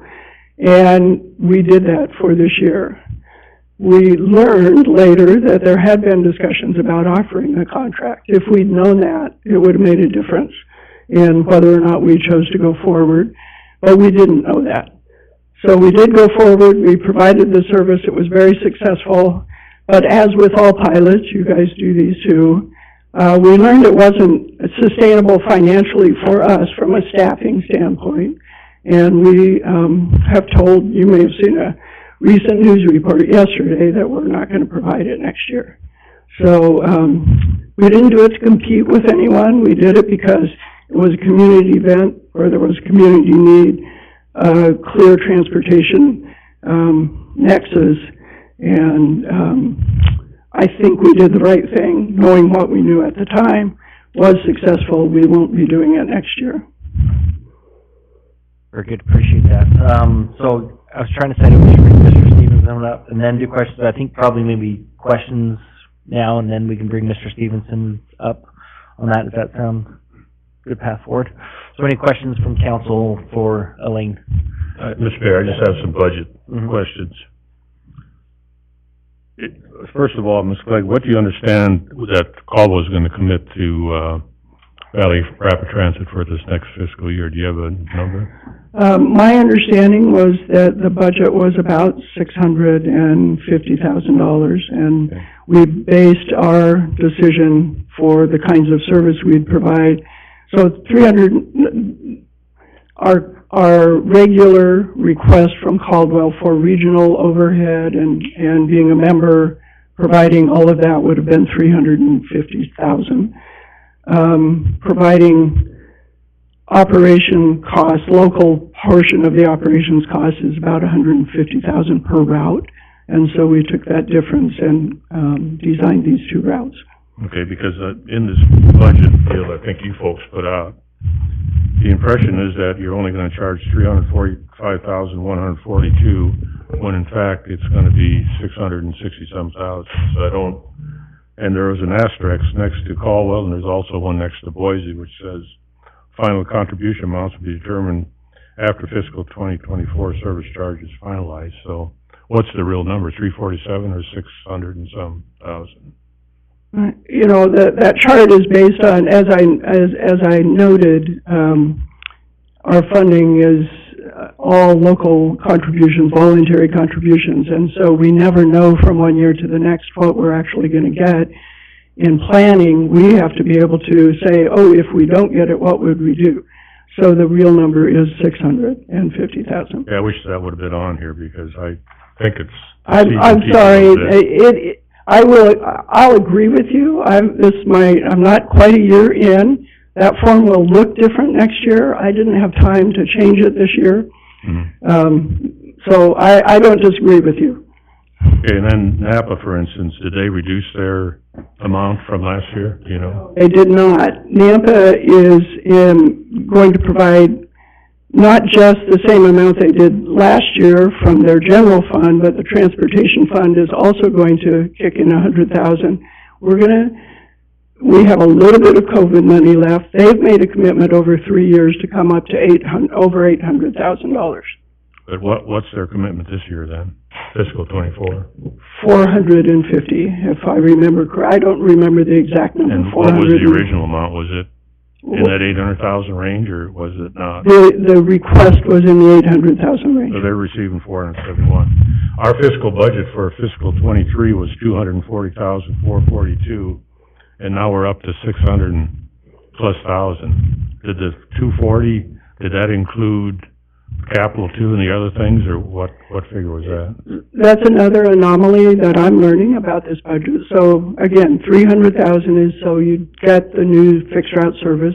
If we don't get that money, you won't get the new fixed route service, and it'll be 357. The year before, there wasn't the capital contribution toward Happy Day Transit Center, and so the budget is lumpy. Some years it's a little bit higher, some years a little bit lower. Based on the operating is pretty steady, but the capital can go up and down. Do you supply any bus service free to any of the cities in the Treasure Valley without charging them anything? The Beyond Access system that I mentioned is a free service. It's always been a free service. It's existed in this valley for over 20 years. We are changing the way we operate it this year, and we're going to actually employ the drivers ourselves. Previously, we just owned the buses, but we're not doing anything different or new. But there are some cities that don't contribute, but they still supply bus service to them? Or? There are, certainly, you're right, the way the vote in this state is, the voters created our organization. Because of that, you all can be members for nothing. But you won't get the same kind of services if there's nothing. Yeah, okay. Just one other thing, we're responsible for taxpayer dollars, and the reason this all came about is the mayor assigned me to Valley Rapid Transit, and when I found out that by law, this type of operation cannot take any revenue away from a private organization, and it did in our case with the Caldwell Transportation Company. And I think what was really bothering me is that the right questions weren't asked, because I think they had that contract for some time, and I think that maybe some folks just forgot to ask, well, do you think you'll have another contract for this year with your previous supplier? And that question was never asked to my knowledge when I questioned everybody about it. We were told that contract was not going to be offered by the previous supplier. And then I found out different after that it was, it was just a matter of timing. But I would think that Valley Rapid Transit would have asked that. Did you ask that question to the Boise folks? As I said, we were told the contract was not going to be offered. That was our understanding.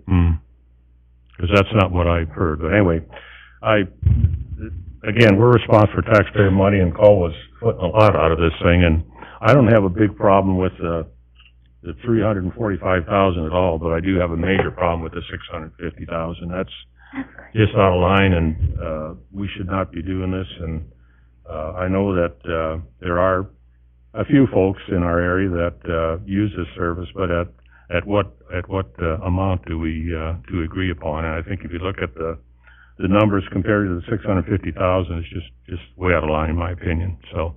And on top of that, when revenue was taken away from a private industry that's within Caldwell, that was another problem for me too, and I don't think, again, if the right questions aren't asked, then, you know, something like this could happen, and it did. And again, by law, they're not allowed to do that, but, again, the right questions asked, they shouldn't be doing it, so, anyway. So I'm asking the council to reduce ours from the 650 to 347 is what my proposal would be, and then Mr. Stevenson can come up and testify to whatever he needs, so. Yeah. Mr. Mayor? Yes. So after, that, I have some questions. So I just want to confirm that we're being asked to pay $200,000 more than Nampa is willing to pay? So, many of you know, Nampa's had some budget challenges because of the state law, HB 389. They've made a commitment over 3 years to come up to $880,000 as a city, and that's a longer-term commitment to us. Because of that commitment, we were willing to, this year, help fill the hole with what's left of our CARES funding, our COVID funding. So, yes, this year, that would be the case. I would note, however, then, if the budgeted amount comes to Valley Regional Transit, the $650,000, we will provide the 2 fixed route services in Caldwell. Nampa doesn't have any fixed route. They won't have any fixed route. And until and unless they're willing to pay the local cost of that, we wouldn't be able to provide that. Okay. Well, I think that HB 389 affected everybody, didn't it? It particularly affected them, as I understand it, because Amazon opened that year and they were unable to realize all of the fairly certain it affected value the of sunset it. on our urban renewal project as well, is that correct? I'm not sure that. Wasn't that sort of part of the reason why we got less money from that, or no? It was, the next year, they built in an they built in an exemption for urban renewals that were sunsetting. Okay. It would have, but they amended that rule to allow for urban renewals to sunset. Okay. And that saved us, or you're absolutely right, we would have had the same effect. Okay. So then I guess my other question is, just so I'm clear, with Councilor Static's, proposal of just the 347, that would then, I guess I'm trying to figure out, that would cover what, and then adding in the extra to that 650 would add in what, so that I know where we're... Sure. So we have what's called a cost allocation model, which allocates the regional, your share of regional costs for overhead and operations based on the amount of service, population, and a number of other factors that the board's agreed upon. $347,000 covers that cost allocation. The additional funding would cover the cost of the 2 new routes, the Route 56 and the 58, so that you'd once again have fixed route service on the boulevard and in South Caldwell. Okay, thank you. You bet. Any other questions before we bring up Mr. Stevenson? Councilor Worthing? Thank you, Mr. Mayor. It's just one question, really. On what do you base your 20% increase in ridership on? That's a big amount. 20% is a huge increase. So how do you calculate that? I agree with you. It is a big increase. We calculate it based on those 2 numbers on the one slide that we'll have 100% increase in the number of people within a quarter of a mile of 30-minute service. Those are people living within a quarter of a mile of 30-minute service. That includes the Route 56 here, which is the 30-minute service on the boulevard. And we have a 34% increase in the number of people living within a quarter of a mile of 15-minute service. That is primarily the Route 7 in Boise, which is the fixed route on Fairview Avenue. Because of consolidating those 2 services and making them more attractive and easier to use for people, at the same time that we've been able to maintain much of the coverage, frankly, that we had previously. We are pretty sophisticated GIS modeling system shows us that we'll get a 20% increase in ridership.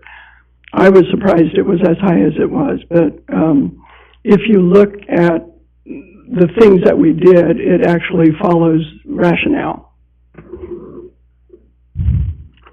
Better service, more frequent service in the places where people live, and utilizing efficiencies there rather than in the places where people are not using the service today. Any other questions? Yeah. Yes, Councilor Ogden. Hey, when we talked on the phone here a few weeks ago, I mentioned that I'd be interested in knowing how much it costs the city of Caldwell to pay per rider. Like, how much did we pay? How many riders did we have? How much money did that break down per rider did we pay? Did you come up with a number for that? You know, we've been running numbers all day, and that is one that isn't in my head, and I can get back to it. Here's what I can tell you. We did run the number that we believe there will be 57,000 riders on the two new routes in Caldwell, and for $300,000, plus the $350,000 that you already give, and whatever your share of the on-demand system is. I forgot to run that number. And I just did quick phone math. I don't know that I'm correct. I used the number of 57,000 riders as $650,000, and it came out to about $11.40 per rider. Does that sound accurate?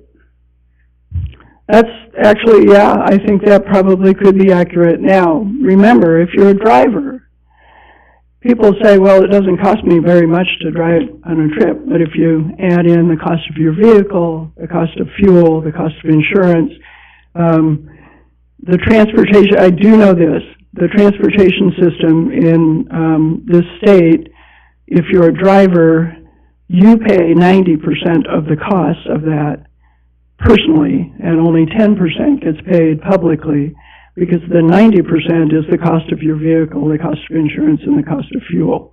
I was comparing it to, like, if I hired an Uber or a Lyft or whatever, you know, how much would I pay to run from here to Carter-Mall or wherever I was going. And I don't know, I haven't ridden one of those, but I was just comparing to that. And then I had two questions. I'm trying to remember what the second one was. I will think of it and get back to you. Okay. Thank you. Any other questions for Elaine? Okay, thank you so much. Appreciate Thank it. you. Appreciate you having us here. Yeah, it's great to have you here. Mr. Stevenson, do you mind coming forward, or you too comfortable in the back? Well, I'm a school bus guy, so it's pathway. Yeah, you're probably used to sitting for long periods of time too, I'm guessing, so.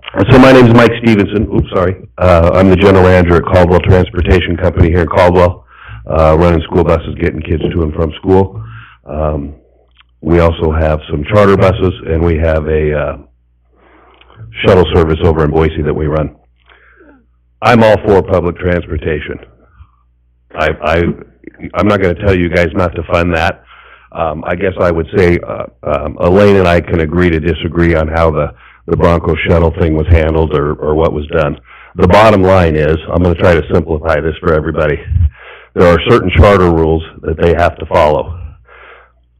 If the 8 of you call me and say, I'd like to rent a van from you and go to dinner in Boise so we can have a off-site meeting. You guys want to go to Chandler's. You want us to pick you up here at 6 o'clock and bring you back by midnight. We would charge you a fee to do that. We charge you an hourly rate or whatever it is. They're not allowed to do that because they're federally subsidized. Now here's the kicker, which makes no sense to me. They can do that as long as they do it for free. Now, does that make any sense to anybody in this room? Because it doesn't make any sense to me. So they can go do whatever they want, and it's not considered a charter as long as they do it for free. So they did this work for free, weren't paid, took approximately $30,000 out of my business's pocket, our employees, so that really bothered me. I don't think it's fair, and I don't think it's right. I would say to you, if you want to fund them, fund them. But I think we should get, or you should get, or the city of Caldwell should get, and all communities that fund them, should get some sort of a commitment from them that they will not go out and look for what they call special projects. Special projects are handled by Caldwell Transportation Company, Brown Bus Company, other private bus companies in the area in Boise and Canyon County. I have no problem with the public transportation. I'm all for it. This will sound like a bus thing. I just want them to stay in their lane and stay out of ours. I'd be happy to stand for any questions regarding that or clarifications if you have any. Any questions at all from council? Okay, looks like you did a good job. Perfect, In your thank lane. you. So, and I really like that pun. Usually I don't, but that was a really good one, so I appreciate that. Okay, and again, this was, for information for council, on that, and so I think it'd be good to have some I know we've had some, and I appreciate that, Councilor Stoddard, but after all that was said and done, just kind of a feedback from council and kind of direction that you would like to go or like to see this go, and we can make that happen. I remembered my second question for Elaine. yeah. Could I ask that Yep. real quick? The age thing, you know, what do riders pay to ride the bus service? Do they pay anything? Do they pay a small amount? How does that work? It is $1.50 per ride, $2.50 per day. If you're going inter-county, it's $3.50, $3 per ride and $7.50 per day. Are those rates set by you, or are those a federal government rate? Those are set by the Valley Regional Transit Board. Okay, okay. Yeah. Thank you. Thank you. Good. Thank you again, appreciate it. And I would add, if anyone thinks that we did break the federal law, I would encourage them to file a complaint. We're pretty confident we didn't. Again, there might have been a misunderstanding, but it isn't that we can only provide that if it's free. There's a lot of other rules that we have to meet, and we're pretty confident we met those rules. Thank you so much, Elaine. Okay, so kind of like I said, any discussion, comments, direction, council like to see this go? I appreciate you bringing up all the stuff that you did. I did not know that, and so it bothers me to give an extra however many hundred thousands of dollars of taxpayer money to take away from a Caldwell business. So that really kind of weighs heavy on me. I think I'm going to fall in line here and do the minimum as opposed to a higher amount. I don't want to commit our money to, like I said, take away from a Caldwell-based business, or it does feel a little bit unfair to be paying so much more than Nampa because they're struggling to budget. Yes, Councilor Allgood? I struggle with the dollar amount too. $650,000 is a huge amount. When we talk tax dollars, I go back and forth because I want to guard tax dollars with everything I have, but it's very important to me that we promote quality of life in Caldwell. And so I'm trying to find that balance where we make sure our citizens have the ability to get where they need to go. And for those that have less resources, they have that ability with this bus system. At the same time, $650,000 is a huge amount. I'm going to want to have some thought into it, but like I said, it's, $11 and some per rider seems expensive to me. We just looked at Uber rates and they're not much more than that. But, again, it's that quality of life thing. I want to make sure we maintain the ability for our citizens to get where they need to go. Yeah, no, I appreciate that. Those are great comments. Yeah, Mr. Mayor, I can make it brief. I've lived nationally, internationally, and traveled to cities where they have efficient mass transit systems, and I think transit and public transportation is an important subject for us to continue to address, but at the same time, I don't see how Caldwell is best poised to carry on our backs more than what seems to be our fair share, especially given what the surrounding municipalities are contributing. We've got some other areas that we could use $250,000 that I think would better serve our taxpayers that are contributing this money here. And so I'm torn. I want to see us improve transit, but I just don't see this as the time for Caldwell to be bearing it.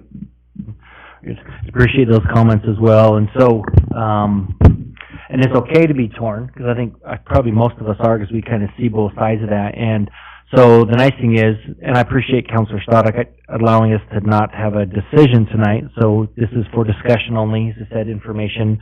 But it does sound like more discussion is warranted with a possible action item, because I'm hearing from council members of wanting to look at that for sure in that regard. So seeing that that's going in that direction, we just actually had some great instruction from Mr. Hilty tonight about setting agendas and things of that nature, and obviously that's the council's desire. And so what we'd plan on is to bring something back February 6th. I think we have an extra week because there's 5 Tuesdays this month, if I'm not mistaken, on that. And so would come back as an action item. Again, no decisions made tonight on that, but that would allow some time to think about it and kind of see on that and come forward with what would be a budget amendment on the backside, the other way, if the council's desire was to reduce that down. And it sounds like the number that was looked at was that original amount. Is that more or less correct, Councilor Stoddard, on that? And so we can come back with that presentation and kind of showing what does that mean in regards to the service from VRT, if that does drop to that, and allow the council to have that discussion at that time, and to make that decision. If that sounds amenable to the council, I'm seeing some head nods on that. So we'll kind of move in that direction. Again, it was just an information item tonight to get that feedback from the council, to get that discussion going, and kind of see the direction that we wanted to go, or that you all wanted to go. Did you have just one quick question? Yeah. I want to make sure where that falls in that chart you gave us, Mr. Hilty. We're good? It's legislative, so we can talk to each other about it? We're all offline? Very good. I think a big one on that is asking yourself, does this decision affect just one person, or does it affect everybody? So that's kind of take on it. Yep, and it sure does on that. So, okay, appreciate that. So again, that was just an item for discussion. Appreciate Elaine coming over, and Katie as well, and I do appreciate Mike for being here as well, staying up late. Hopefully you don't fall asleep driving the bus tomorrow, getting those kids around, and we appreciate you doing that. Okay, so that moves us to number 7. So this is some more items for discussion. So we do have 2 within here. One was to discuss the warming stations within city-owned buildings, and then also an update on the City of Caldwell audit findings. So starting with the warming stations, I know Councilor Stoddard had some questions, concerns regards to the hours of operation, things of that nature, and specifically at the Caldwell Veterans. So currently, warming stations are provided at within the City of Caldwell. The City Library has advertised for those. The Senior Center, and the Veterans. Those are the 3. Am I missing? I think that's all, correct? Okay. On that. So yeah, I think the main focus was on the Veterans Hall, if I'm not mistaken. Is that correct, Councilor? That's correct.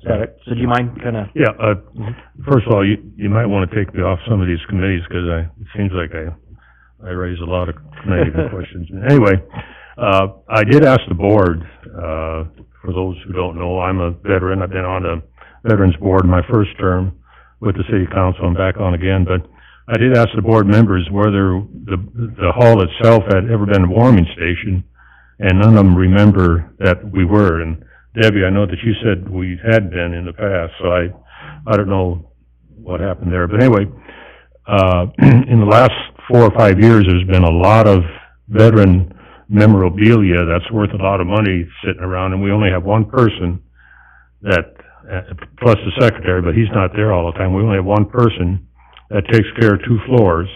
And if we have a lot of people in there not protecting the memorabilia, we could, they're afraid we're going to lose some of that memorabilia, and it's going to be worth a lot of money to some people. So unless we can get some more people in there to watch folks when they come in to warm up, I'm just afraid that it's not a doable thing for the hall. Now, we did have, stations for cooling, I remember that much, and I think Mr. Allgood remembers that too when he was on the vet board, but, that's the biggest concern is trying to keep track of everybody. And remember, there's 2 floors, not just one, and they go down and up, and we still have veterans coming in that shower and, you know, get underwear and socks and all that kind of stuff that this one person has to take care of too. So that was the biggest concern about having that as a warming station. And the other practical thing is usually it's not that cold during the day. It's always the nighttime temperatures in the early morning, which nobody's there at that time. Of course, it's closed, but, that's our concerns from the vet board. Yeah, no, and I appreciate you bringing that up. It's important. That's why we have those liaison assignments, and I appreciate you doing that for all of that. And I know, and Christine Wendelsdorf is actually here tonight. I know she had reached out, she saw that on the agenda, and I know, Debbie, you had some discussion on that, so I don't know if you want to say that. There's something about with, like, volunteers that could come in, is that correct, or? We have some options possibly about emergency services.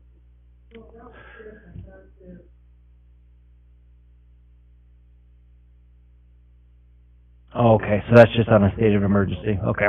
So yes, I guess kind of some discussion, just kind of say that we still do have the 2, correct? So if it is decided that we didn't want to advertise that one, I think it still is, and I guess maybe, I don't know if this would be a question for that, it's a public building, so I don't know if somebody wanted to come in and warm themselves, I think they could, because it's a public building, but just not advertising it as, or could we only let certain individuals come into that building?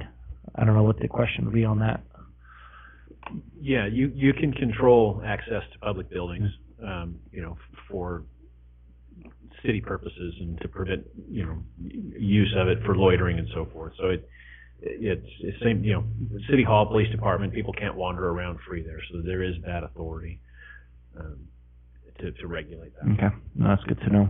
And Mr. Mayor, I just want to mention too that we've had some stuff stolen already. It wasn't necessarily memorabilia, but stuff that the board had put up, you know, during Christmas holidays, some other holidays, and so it does happen, you know, and if we get more people in there, more of that's going to happen, so. Yeah. Mr. Mayor, just a comment. If we have other places certainly for them to go, if they reach capacity at some point and we need to open another building, we certainly should consider that. If it is a unique building, I would say, that has some things that aren't bolted down that can walk away, and if it's a challenge for that person and we have other options for people to go, if it's our only option, I certainly would say we need to find a solution, but it sounds like we have other options, and it doesn't sound like they're at capacity, or if they are, then we can find another city building for them to go into, so. Yeah, and the nice thing is those other options are pretty close. You know, where the veterans is, the library is just a stone's throw away, and then the senior center is literally right next to the library, so you do have those very close options, not having to walk a half a mile to where they would have been on that. Yes, Councilor Just a side question. Do they have cameras there? Do they need to look at purchasing maybe some Ring cameras or? No, we don't. Something It would be a budgeted item, and like I say, it's, the last couple of years have been so close as far as just keeping the doors open. Well, so. they're not very expensive, so I'm sure the city can find it from somewhere else. We were discussing that at the board meeting this last time around, and we can look at it, but again, it's just keeping track of folks. Well, yeah, I mean, just in general, it sounds like they need cameras if they have stuff that's not bolted down, not even related to what happens after hours or warming, but if they're a couple $100 to put one on each level, certainly the city can find that, I'm sure, for the veterans. Yeah. You all control the budget, so you definitely can, if you want to find it, it's in there, I'm sure. Doesn't the council have money to spend on stuff? Yeah, I think it's a little bit more than a couple $100. You've got to store I certainly am in support of helping the veterans, but I think we better get a budget outlined first, because I think you gotta have a place to store it and someone to watch it and someone to review it and retention and things of that nature. Yeah, I guess that's part of the conversation. Can it work with like a Ring camera on each level? Like people do in their houses, it's like $10 a month and whatever the purchase price is, so. Yeah, I mean, obviously something like we discussed, and it sounds like they have had some of those discussions on that, so. Any other? Yes, Councilor Denver? Mr. Mayor, I have a question for Mr. Stoddard, if you don't mind. So, being a veteran myself and having a lot of interest in the vet center, we did a lot of work down there. I guess I can say that I'm I'm proud to say that's a very presentable building. I mean, it looks beautiful, it's taken care of, so I understand your concern. I also,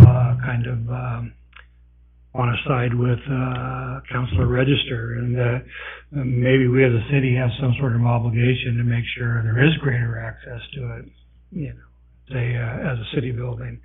What can we do to maintain that balance between keeping it in its condition and safety at the same time making greater public access? Been in the housing business for a long time and knowing full well what the continuum of housing is, you know, being warm and being safe is just a human dignity issue, so. Does it have an interior door? There's no separation from those things, I feel like. Like a vestibule. Okay, so there's not, there was another building I'm thinking of that had an interior door where you could make the lobby part the warming station and then lock off the rest of it, but that's not the case there. Mr. Mayor, how many people are using these warming stations? And we're back to, when we get to capacity at those, we can deal with it. But do we know how many people go in the library or in the senior centers just to get warm? I'm not certain. How do they, who watches them at the library and the senior center after hours? So the library would be during their operating hours, and so, I mean, a good portion probably go in, and, because you can go in and use the internet, look at books, I'm guessing that'd be hard to distinguish who's here to get. Do we have any place where they can go at nighttime? Not that I'm aware of. So now the library is open till 9 p.m., so it does get you to that, but after that hour. I'm sure I'm gonna get glares from the back of the room, but what about the lobby here? Which is the most secure Okay, I'm just backing up. city. I mean, when, going back to working at, you know, Nampa Police, they used to let people, kinda hang out in the lobby when it got to be too cold. It was secure, there wasn't a problem, I see you standing up, but there wasn't access to any of the doors. They couldn't, you know what I mean? They're not gonna get back into the police department. I assume it's not something that you guys might wanna do, but I'm just trying to throw ideas out there to, like, Councilor Dirtenberg said, it's a human rights issue of helping our people. And so what building do we have that's that's easily accessible? Somebody's here, nobody's gonna take anything that's not bolted down, it's the lobby here. Yeah, I know, do you want to, not to put you on the spot, Chief, but the initial entryway in, I think, is open all the time, but it's just those doors there, so they can't get into the actual lobby inside of here, so. Mayor, Councilor Register. So having come from Los Angeles, where all the lobbies are open 24 hours a day, I can speak with a very confident heart that that is the last thing we want to do here. I'm all about inclusivity and opening our doors, and that's why I'm out in the community all day, every day. But the moment we do that, it is a slippery slope. We're going to have people camped out, and then where do we draw the line? Well, that's the lesson that was learned over, like I said, at Nampa, where they did it for, like, a certain amount of time during the evening, and then they had to leave at a certain morning, you know, whatever morning time it was. And they only did it for a certain amount of months, you know, depending on the weather. So, again, it doesn't have to be here. I'm just trying to think of a building that makes the most sense for people at nighttime. And like Councilor Williams pointed out, how many people are we looking at anyway, really? Like, are you having people sleeping on the streets? So people already use the foyer right here, Mhm. and we have regulars every night. But once we allow them to come into the lobby, Well, then let's it'll be- just talk about the foyer then. But I guess my question is are you encountering a lot of people sleeping on the street that are cold and don't have a place to go? No. Okay. So they are finding their way in someplace which appears to be the foyer of the police department lobby. Some people, but the regulars find their motorhomes or RVs or somewhere else. But going back to what Councilor Williams was saying, it's not, the streets are not lined with people where we have to find a place, bigger or anything to that effect. That's correct. Okay. Thank you. Very good. And any other comments or discussion for, I don't think this requires a council action to say that the Veteran Center is not a warming station, correct, Mr. Hilty? That would just be an administrative decision on that?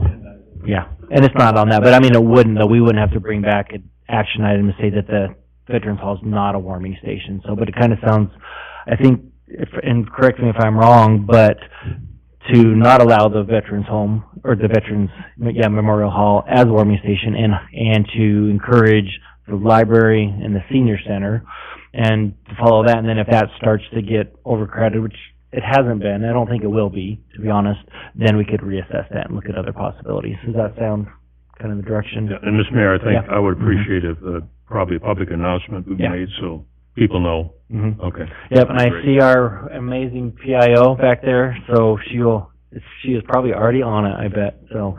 The on TV that. stations too, so they were advertising it also.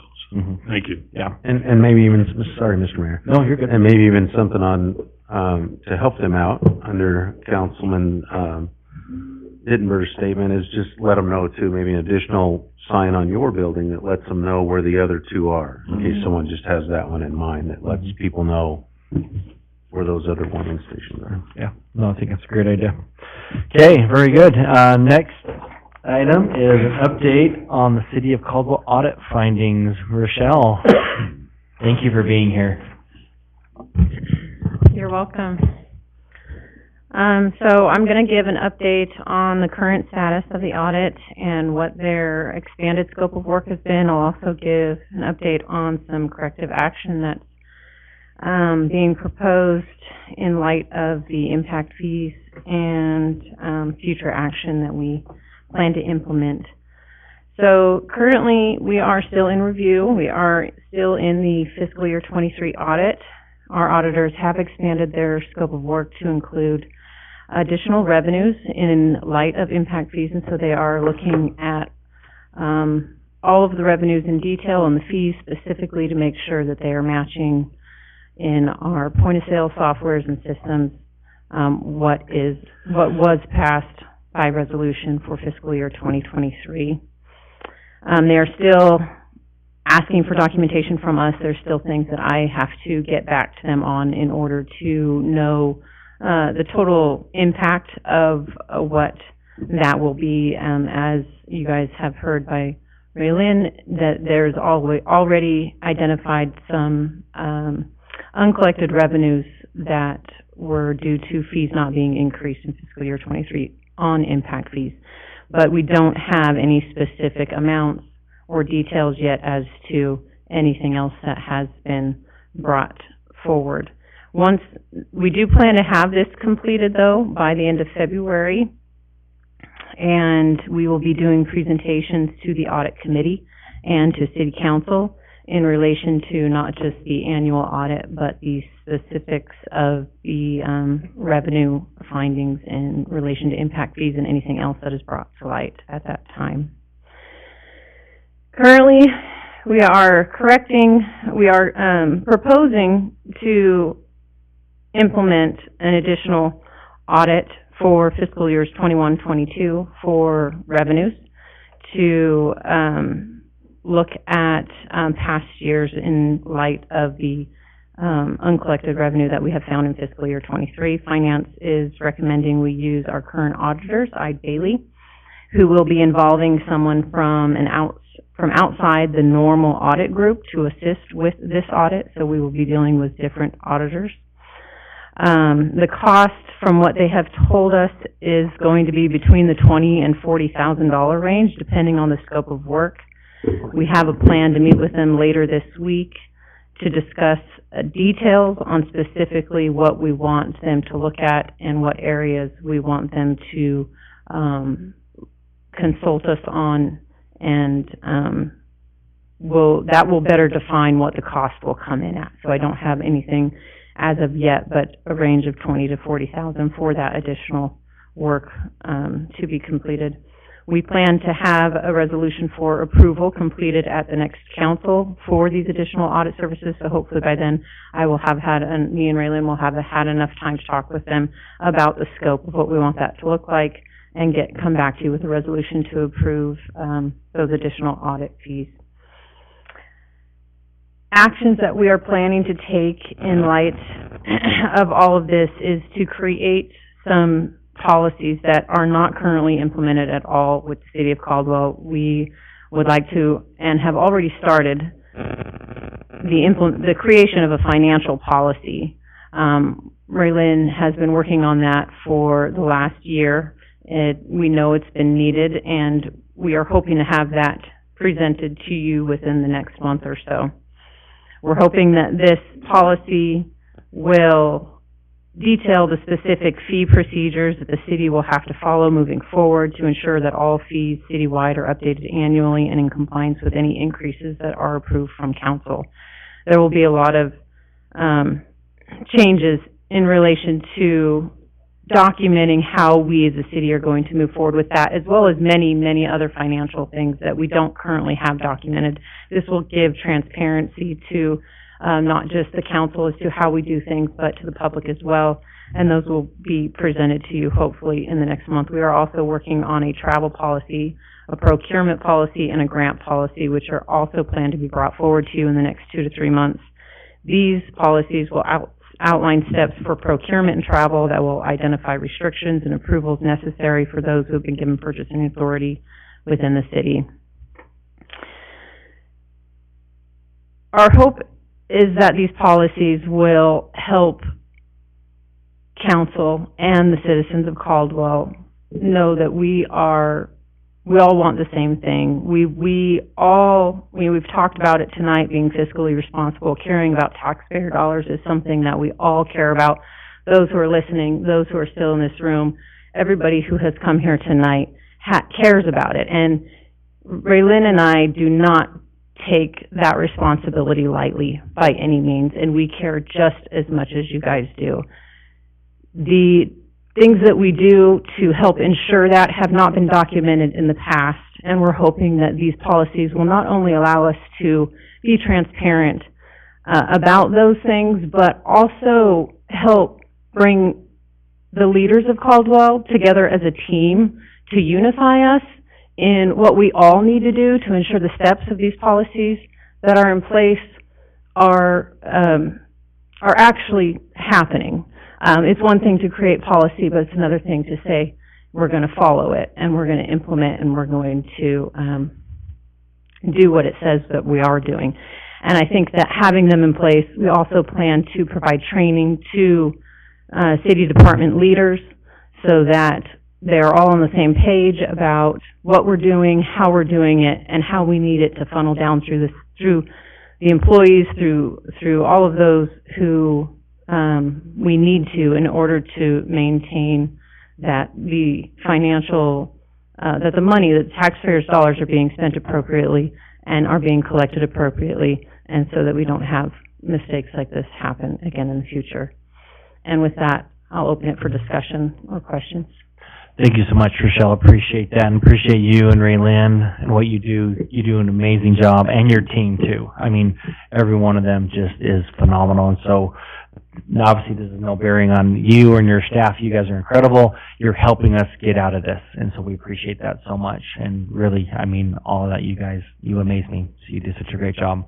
Councilor Williams. Thank you, Mr. Mayor. I'll go one step further and say I have 100% confidence that Rochelle and Raylene are just the right leaders to help us navigate this and carry us forward, and I appreciate both of them.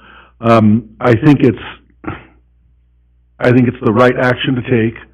I think going back and doing this deeper dive is appropriate. And correct me if I'm wrong, you said it, I want to be more clear about it.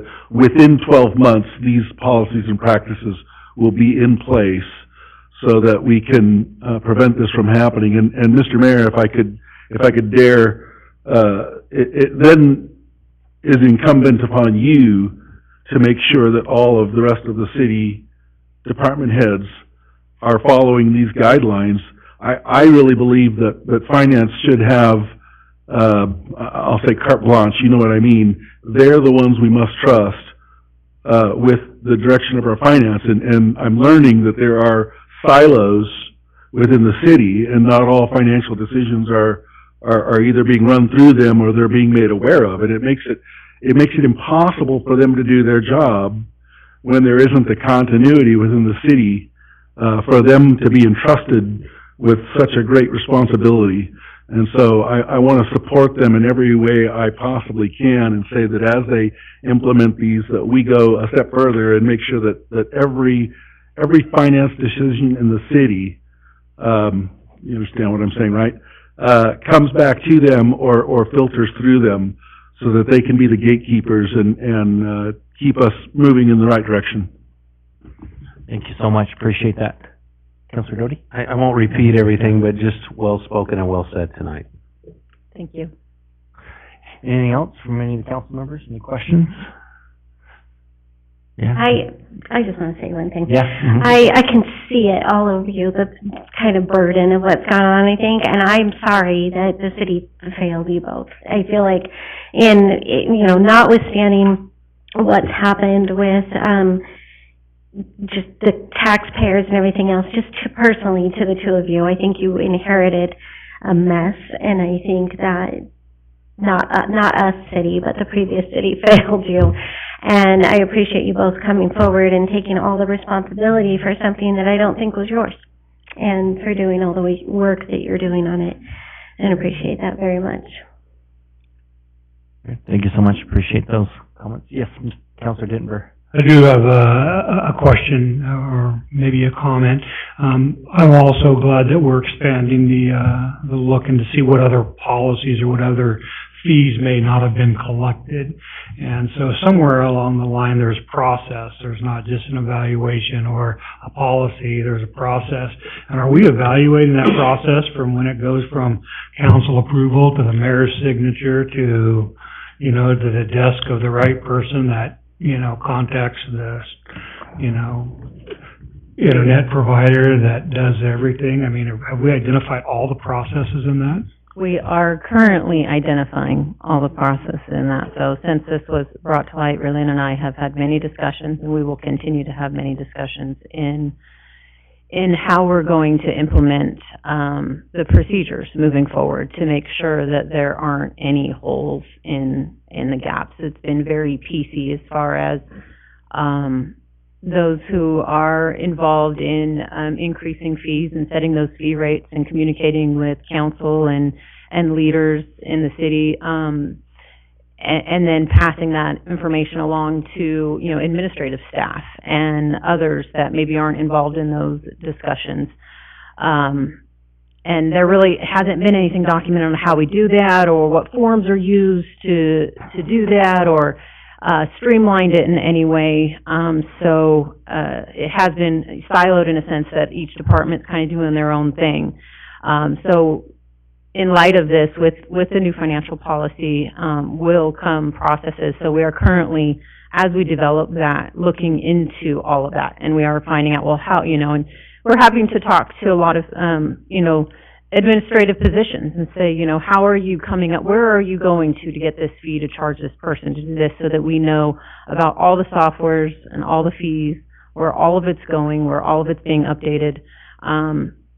And then we're going to compile all that information and all that data together to create a system that's much, much more efficient. I'm very confident that we'll be able to do so. I know that, I've been with the city for a long time, and so I've seen a lot of the inflows and outflows and how we do things, and I see that there can be a lot of room for improvement, specifically when it comes to fees. We don't know. I think we probably have about 90% of that that we could move forward with, but there's about 10% we're still looking into certain things that we just aren't involved in, that we're having to dig into right now, just to finalize a few of the pieces that we're not quite sure how they get implemented. But I'm confident we'll be able to come up with a process that's streamlined with forms and it'll document positions, who does what forms are filled out, and where those go once the fees and resolutions have been passed, so that there's no loopholes as to whether or not something got updated each year. Okay. Thank you so much. Any other questions? Comments? Okay. Very good. Thank you again so much, and appreciate you being here tonight. So excellent job, as always. Thank you. So, okay, and so it seems like that will be coming back an action item in February, that first meeting, to move forward with that. And again, appreciate all the hard work and effort that Raylan and Rochelle have been doing on top of what they're already doing. So it's really, really phenomenal. Appreciate you.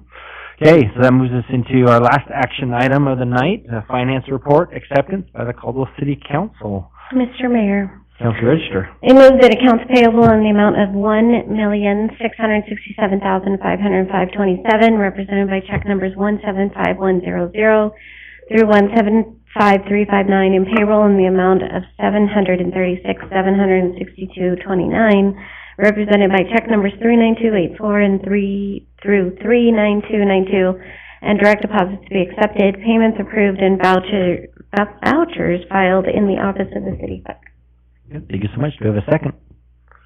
Second. Okay, so we have a motion from Councilor Register and a second from Councilor Stoddard for acceptance of the finance report.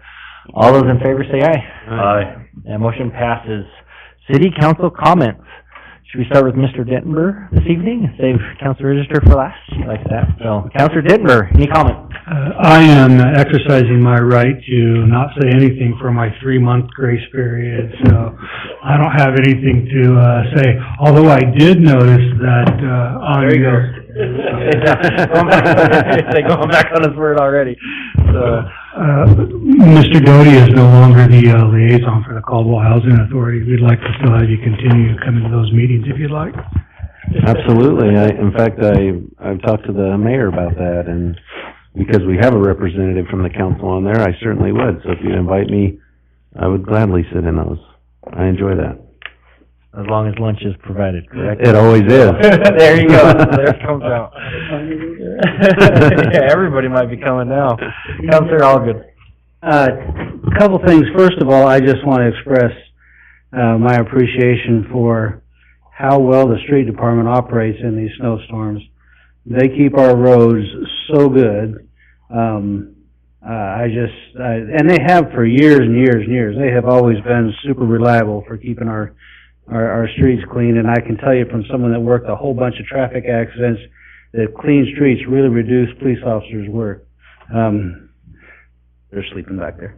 Anyway, so I want to appreciate it. But then the second question is kind of a different situation. One of our downtown businesses was scraping their sidewalks, and they were pushing the snow off the curb, and a street department employee went by and yelled at them and told them they couldn't do that, and actually apparently used some foul language. What's the rule for that? Does anybody know? Well, they got to put it. They're supposed to put it somewhere. The foul language rule or the snow rule? I don't really care about the foul language. I'm just, what do you do when you're a business, you're supposed to keep your sidewalk clean? Mr. McDonald, do you have an answer to that? You put your Backstreet Boy microphone away already? So, Counselor Allgood, it is a requirement for the property owners to keep the snow on their property. They're not supposed to shovel it into the street. Downtown is kind of a unique circumstance because they don't have property necessarily where they can stockpile snow. And so I don't know if code addresses that or not, but you bring up, that's a good point. I'm more concerned about the employee who used foul language, and so if you have any more information on that, I would love to know. I'll get with you. Yeah, I was going to say the same thing too. That actually concerned me more than the snow part getting out. So it'd be good. Yeah, we need to look into that for sure. Okay, yeah, because that is a great question. It's not like Frosty the Snowman 2 where they have that magic spray that just makes the snow disappear. If anybody's seen that, it wasn't very good. It wasn't a very good sequel. But anyway, Councilor Williams. Thank you, Mr. Mayor. I think Commissioner Allgood looked at my notes because I had street department at the top, but I also want to appreciate other officials in the city that are helping the street department because they're still short 7 people in their department, and so it's a lot of heavy lifting to do, and they deserve all the kudos they get. I wanted to just mention as well that it's $5,000 every time we remove snow from the airport runways and taxiways. So it's been done twice already, and that's a major undertaking because street department can't do that for us. They're busy keeping the city going, but the airport has been keeping up as well, and we're glad for that. A couple other things, I'll let them go for now, though, Mr. Mayor. Thank you. Okay. Councilor Doty.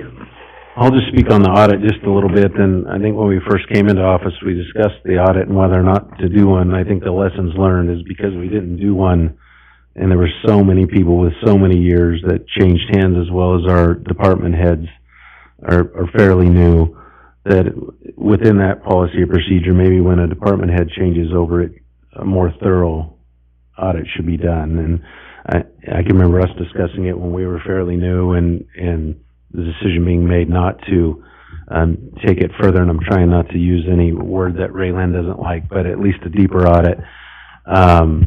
And so now that, when we didn't do that, now we're in the position we're in. So in order to avoid that in the future, I would say anytime an appointed official is replaced, then that once whatever the resolution is to this issue, that we certainly do a deeper audit for that, just to make sure everything has been done, even though it sounds like Counselor Williams assigned you to make sure just a minute ago, but just to make sure that everything has been done and everything is accounted for when we change an appointed official, maybe. Okay. Counselor Shattuck. Mr. Mayor, I think I've exhausted my comments for tonight. Thank you. Thank you. And thank you for bringing those forward. I know that you said not to put you on any more committees, but those are important things to discuss, so I appreciate you doing that and bringing it up. Counselor Register. Very quickly, I have been assigned to the Parks and Rec, the new commission, and they are putting out a survey tomorrow's the 17th, right? That maybe you can pass on, or if anybody out there wants to take it. It's referenced the Parks and Recreation Master Plan, and it is a survey that they're trying to get community feedback on. So it'll be on the City of Caldwell site under the Parks and Recreation page. Perfect, excellent. Thank you so much. And I'll be real brief as well, just to also echo the sentiments. You know, those, I get the texts or the emails when they're going out to sand and doing that, and they're all hours of the day and night, and so they are out there just working tirelessly throughout the night and doing that, those swing shifts that are out there, and so appreciate all that they do on that. And we do have a great street department, and it's good they're out there right now just going at it, so appreciate them. And you know, we are expected to get some more snow, so I know that Char has I don't know if it's gone out yet already, but it sounds like it has, just kind of letting people know about that and informing them of it, and just asking for patience and understanding, because as great a job as they do, they just cannot get everywhere. It's just not possible. And so just be patient and help each other out when you have the opportunity, and so thankful for her getting that out, and again for all that the employees do on that. And that is all that I have for this evening. And so with that, I stand for a motion to adjourn. So moved. Second. And all those in favor? Aye. And that passes. We are adjourned.